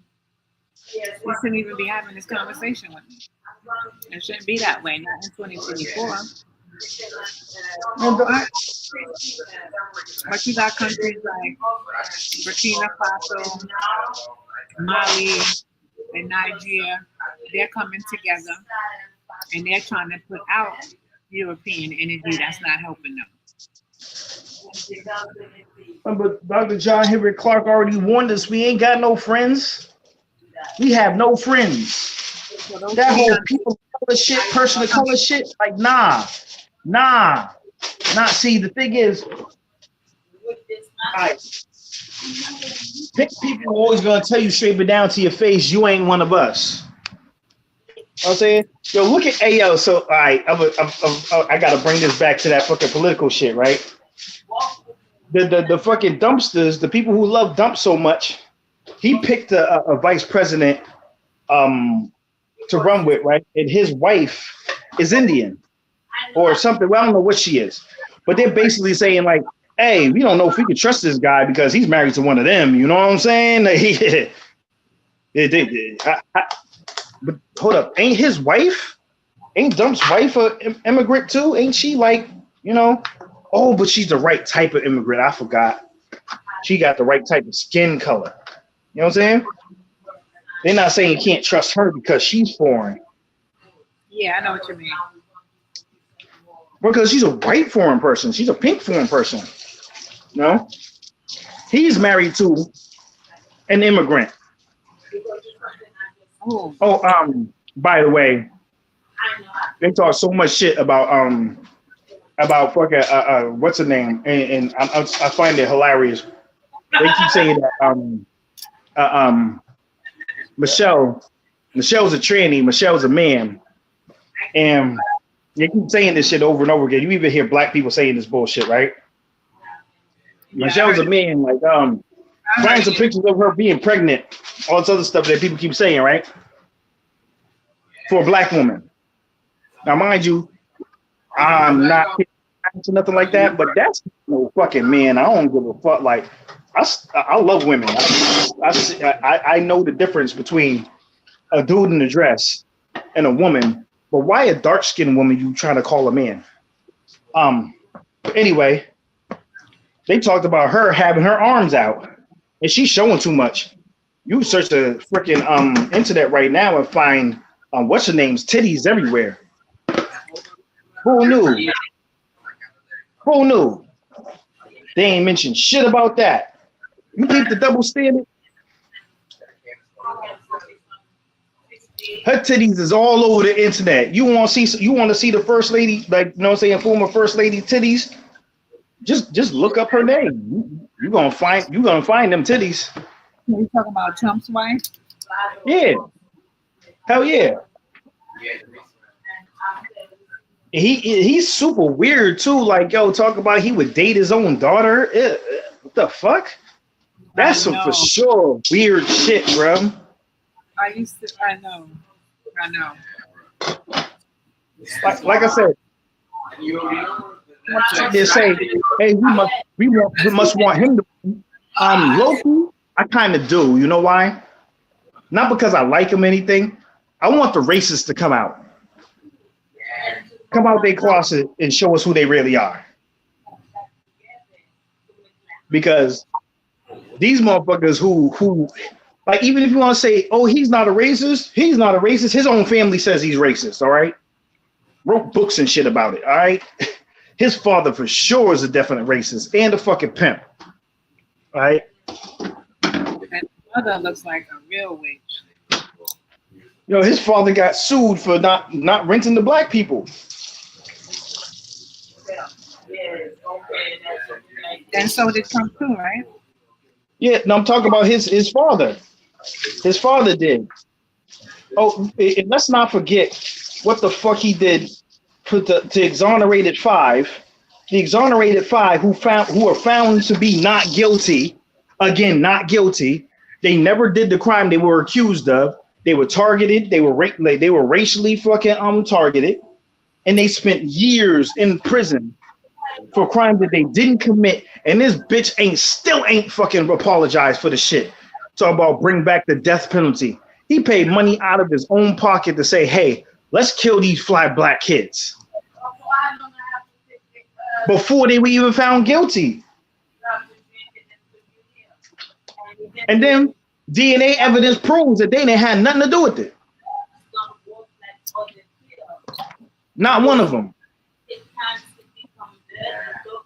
And the person who did it confessed, because he was doing it to multiple people. Yeah, but he ain't still apologize for that shit. So you think I'm on his fucking side? Fuck out of here. Oh, by the way, he did give some money to Al Sharpton. Now, you know, he don't hate black people. He like Al Sharpton. That's like. He not gave money to Al Sharpton, you know. Yeah, he talks the same language too. Oh, you know that. No, but he called the Mohegans, my people, the Mohegans, the Michael Jordan tribe, because you know Mohegans tend to be a little bit darker. He wanted to get a casino. He's mad at the NFL too because he wants to own an NFL team, and they said, "Fuck you, you ain't part of the good old boys tribe." Like, you know what I'm saying? Like, you know, those are mostly Khazarians and shit, you know, that own the NFL. He ain't part of their club, so it's like, but he didn't call them out their name, but he definitely called the Mohegans the Michael Jordan tribe. All because he couldn't get a freaking a license for gambling. You know what I'm saying? I'm sure that wasn't like racist or anything, you know, calling someone Michael Jordan because they're dark. You know what I'm saying? Calling the whole tribe the Michael Jordan tribe because they're dark. You know, I don't think that's racist. Is it? Is it? I mean, I don't know. You tell me. If the only reason why he's saying his name, Michael Jordan, in reference to Michael Jordan's skin complexion, then of course it is. But wait, no, but he gave money to Al Sharpton, though. I mean, come on, you're being a little harsh there. Al Sharpton's your leader. He's your leader. I don't care who he gave money to. Yeah. Hold up. Do we fuck with Al Sharpton? Is Al Sharpton our leader? Not really. I'm saying though, I want to know because that's what's keeping thrown in our face that he gave money to Al Sharpton. Come on, guys. Come on.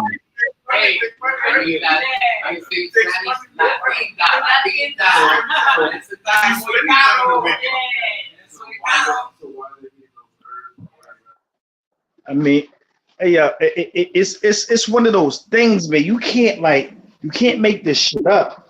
Like, you know, we have so many sheeple that they so blinded to thinking that like, yo, these people that they designated as our leaders are not our leaders. We don't respect them. We don't love them. Like, you know what I'm saying? They ain't the people who we chose for ourselves. Because you got to remember, if they really was, the FBI said that they want to make sure that there was no black messiah. So why ain't they trying to fucking body his ass? Why he ain't under no theft threats? Why ain't they shutting down his shit? Why are they not making it financially impossible for him to fucking sustain himself? They did that to the other organizations, didn't they? They went around telling you that they were so dangerous. But now all of a sudden, we have this person who's able to get up on the news and talk about some, yeah, you know what I'm saying? Exactly. Yo, come on, if he was really our leader, you think that they would be sitting there and putting him, like, give him a whole show, a whole TV show, if he was such a threat? You get what I'm saying? Yo, Sheeple got it fucked up, all the way fucked up. They think that like it's a game, like, or somehow, you know, like these are the people that they put in front of us. Like what Malcolm X was talking about when Martin Luther King was under their fucking like Michael was under their thumb for a while with that non-violent shit. And again, I got to give honor to the freaking Deacons of Defense, because the Deacons of Defense are the real reason why more people wasn't getting killed out there, because you did have black people out there with guns. All right, veterans who served in different branches of the military service. You know what I'm saying? And then they went out there to make sure them crackers wasn't going to kill nobody out there. They conveniently cropped them out of all the pictures. That's why shit didn't go too crazy, because of the Deacons of Defense. You know, so amidst all those non-violent protests, right, you still had people there with guns, brothers with guns, who wasn't gonna allow this shit to go too crazy. You know what I'm saying? They stepped in like, hey, that's enough for that. You know what I'm saying? And they was ready to get down. But they're mostly ignored. When you hear about the, you know, the protests and the, you know what I'm saying? When's the last time you heard of the Deacons of Defense? Do they talk about them when it's the 28 days? You know, the 28 days that you're allowed to study some, you know, American Black history, because they only talk about the American Black history, and it's only the certain points. You don't hear them talking about Fannie Lou Hamer. You don't hear them talk about Ida B. Wells. You don't hear them talking about the original sister, Claudette. I forget what her name was, but she was actually like pregnant at the time. She was the one who refused to give up her seat first, right? But because of respectability politics, they said, "Oh, well, here's a Black teen mother, you know, pregnant at 15. Oh, we ain't giving her that honor." You know what I'm saying? They don't tell you about how Rosa Parks was actually raped before by a gang of black men. I mean, excuse me, not black men. A gang of white men raped Rosa Parks. They don't talk about that, though. Such a shame. A lot of people, like, that's probably the first time some people hearing this shit. You get what I'm saying? They're like, yo, real shit. A lot of the situation that they forget to, even the people that they trot in front of you, they don't tell the whole story. At the end, you know, Michael was sounding more like Malcolm, but he said, listen, I want you to hear today, you need to be proud to be black. You know what I'm saying? He started sounding more like someone from the NOI. Because he actually sat down and talked to Elijah Poole. Listen, I'm gonna get a lot of my people mad right now, because you know my little cousin is. You know, say I grew up. I was being babysat by people who were going to. They were part of what do you call it? They went to you know, Mosque 11. I used to go to Mosque 11. I went to what do you call it? I went to grooming classes there too. But you know what I'm saying? Yo, real shit. Real shit. Call shit what it is. That dude was grooming young girls. They brought them out one time. I have these tapes right now, like not tapes, but like it's on YouTube right now. What Malcolm didn't tell you. They came out against him. They were like, he was afraid. He wanted us to run with him. He wasn't afraid. He was saying, hey, yo, this is not right. Because they shunned them. They told them they couldn't even talk to the nation. Like they did something wrong. Sound familiar? Yeah, it always sounds familiar for real. Hey, yo, when I tell you in this shit, anybody can get it. Anybody can get it. Nobody's above reproach. And I'm tired of people saying that the nation killed Malcolm. The nation did not kill Malcolm. The nation did not kill Malcolm. They were just really mad at him. There was a lot of jealousy. But a cop, a pig on the deathbed, confession, sat there and said, hey, listen, they did that. The police did it.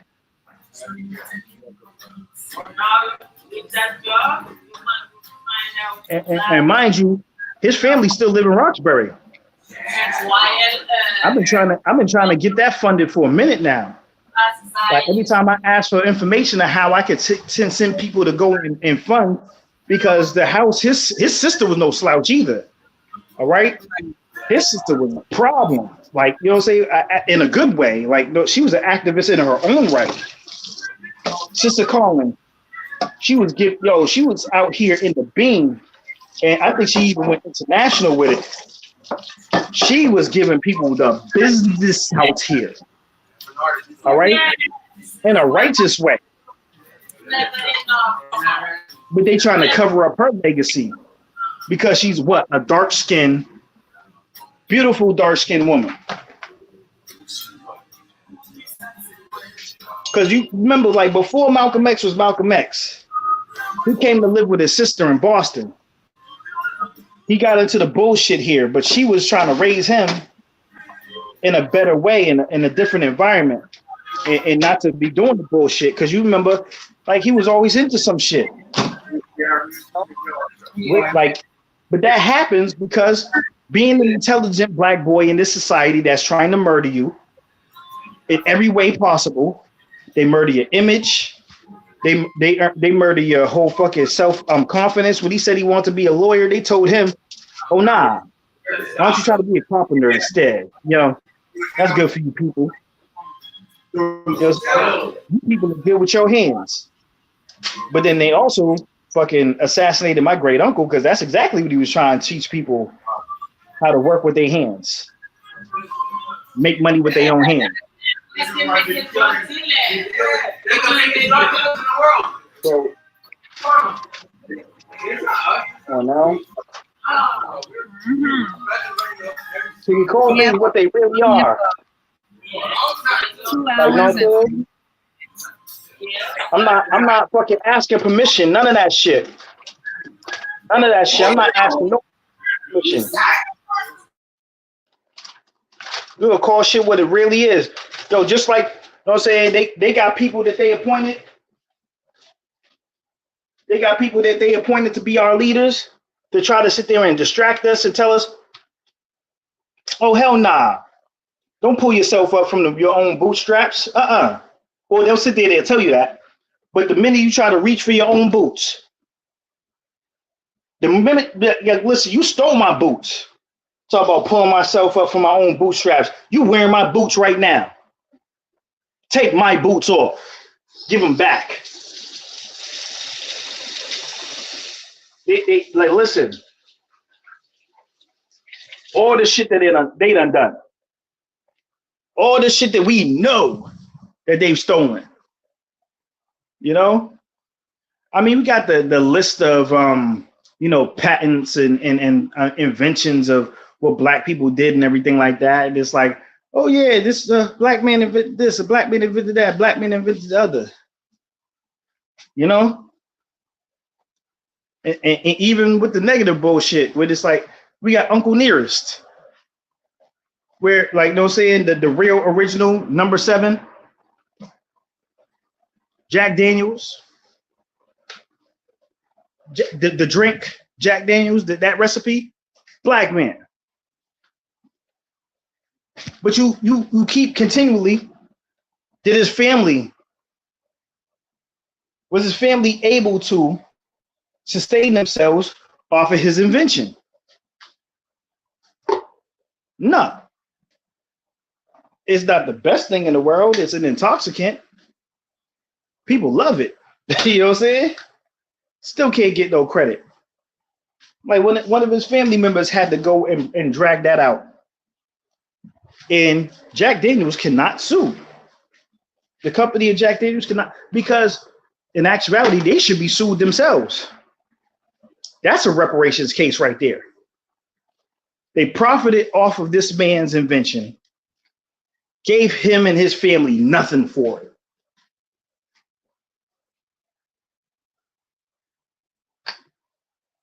Where the fuck is the justice for that shit? How much more could he have been doing for himself and his community had he got the profits from his own invention? Yeah, we supposed to pull ourselves up from our own bootstraps, but every time we have some fucking boots on, y'all stealing from us. Am I making any sense right now? Okay. I hear you. I hear you. We talk about like millions, hundreds of millions of dollars, if not billions, over all these years? Because I mean, I know you be seeing all these freaking Jack commercials, Jack Daniels commercials, right? Yeah. When did they ever even mention Uncle Nearest? All right, so money. Never.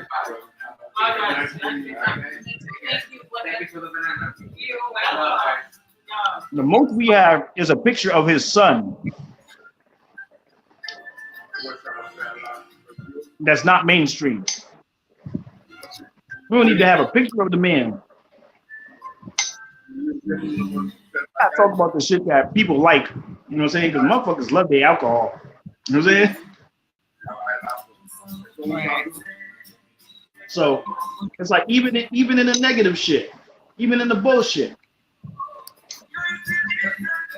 we can't get no recognition for what's really ours. Yo, they would not be even speaking right now had they not been taken out of their fucking caves. It'd be all unga bungas and oh. No, you didn't. That's the fuck I did. Yeah, listen, you know what I'm going through right now, what I'm dealing with. Oh, it's to make it very clear. So I put in the phone number and I sent in another request. The name that they gave me is not their name. The name is a different name. I'll send it to you in a second. Yeah, where's my phone at? Yeah, so actually I did send you the name already. That's their real name. That's who they are. That's whose name is connected to that account. Understand me? So they was lying right from the beginning. They lied about their name. Wow, that's a shame. It is. But this is what they do. This is what they known for. They're the thief race. The thief race. So it sounds like you're not getting paid. Hey, listen. I'm not gonna say nothing. I'm gonna keep it quiet for a little while. Cause I told you, like, there's more than one way to get things done. You understand me? Yeah. I heard you when you said it the first time. And the second you time. already know. And the third time.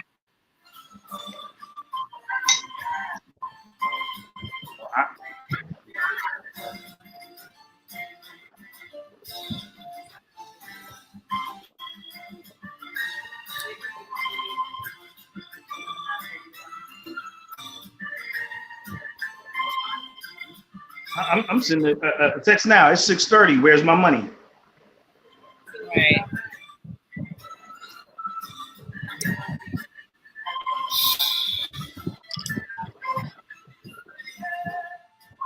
She's gonna have to get on the phone with her. I don't know.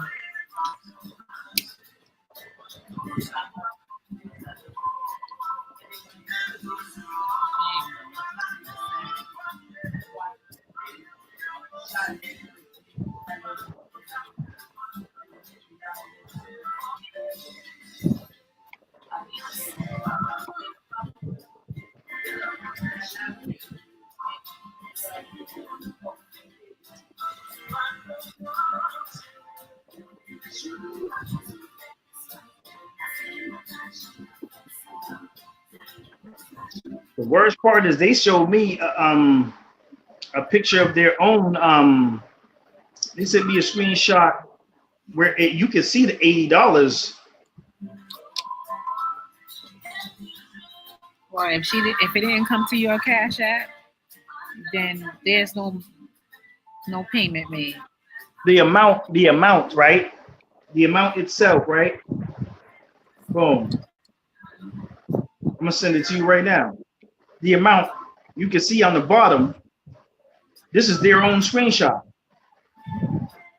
And you can see on the bottom where it says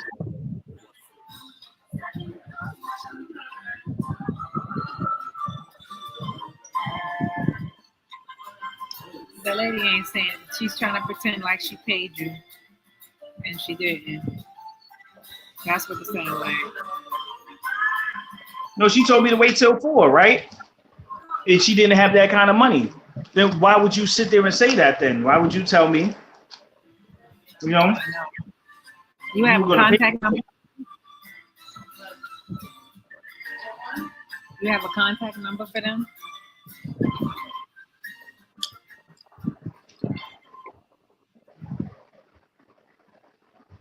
Yeah, because I think we need to get on the phone with them. Like I said, that's her screenshot. That's her speaking. A screenshot from her own phone. If that ain't damning.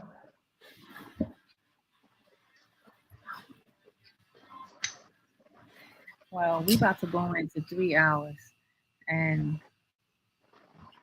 we definitely got to put an end to the podcast right now. All right, then.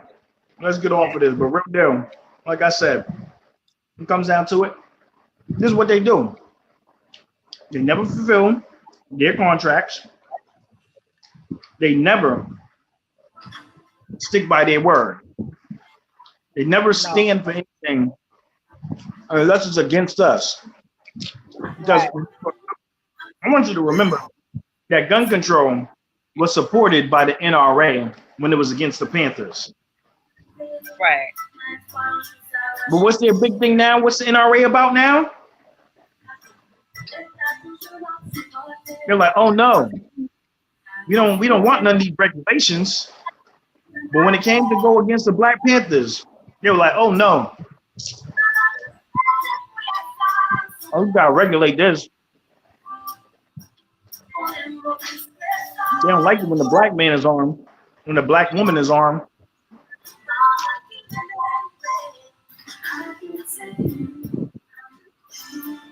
Unless you law enforcement, you're working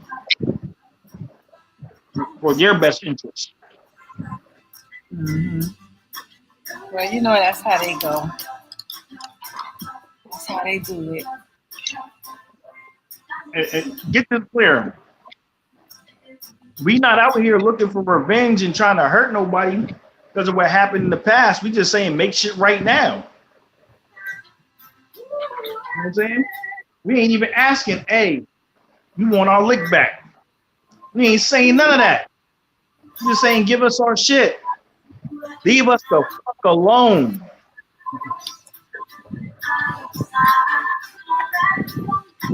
Give us what we work for. I ain't asking for no handout. I don't want shit from you. All I want is my own. That I earned because I fought for it, led for it, worked for it. Give us our due. That's it. Nobody's begging for shit. We can end it on that. And no, we ain't voting for none of y'all bitches. We're not voting for the clown. We're not voting for the red dot.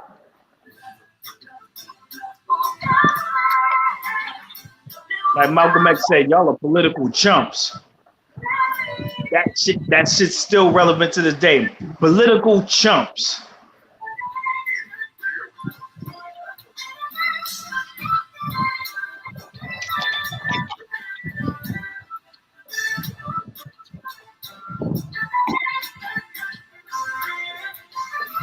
Save yourselves. Stop looking for a savior.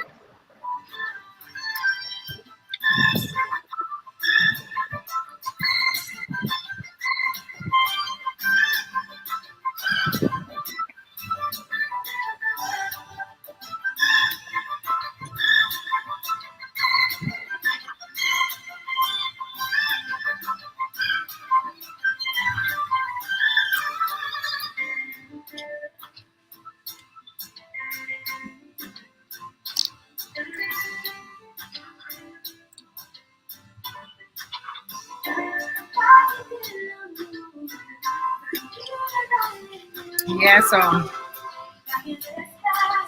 I think we could put a stamp on it for now. I'm sure there'll be something else happening in this politics world for another conversation like this.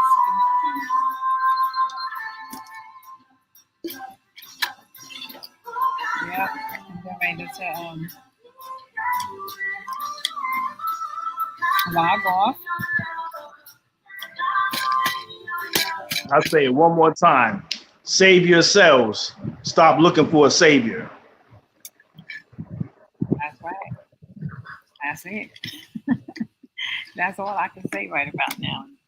Everything else is just redundant, you know. They either heard it already and they doing it, so I can't anymore. Everybody enjoy the rest of your evening. Give thanks for tuning in. We got Will Justice here, dropping some knowledge on you.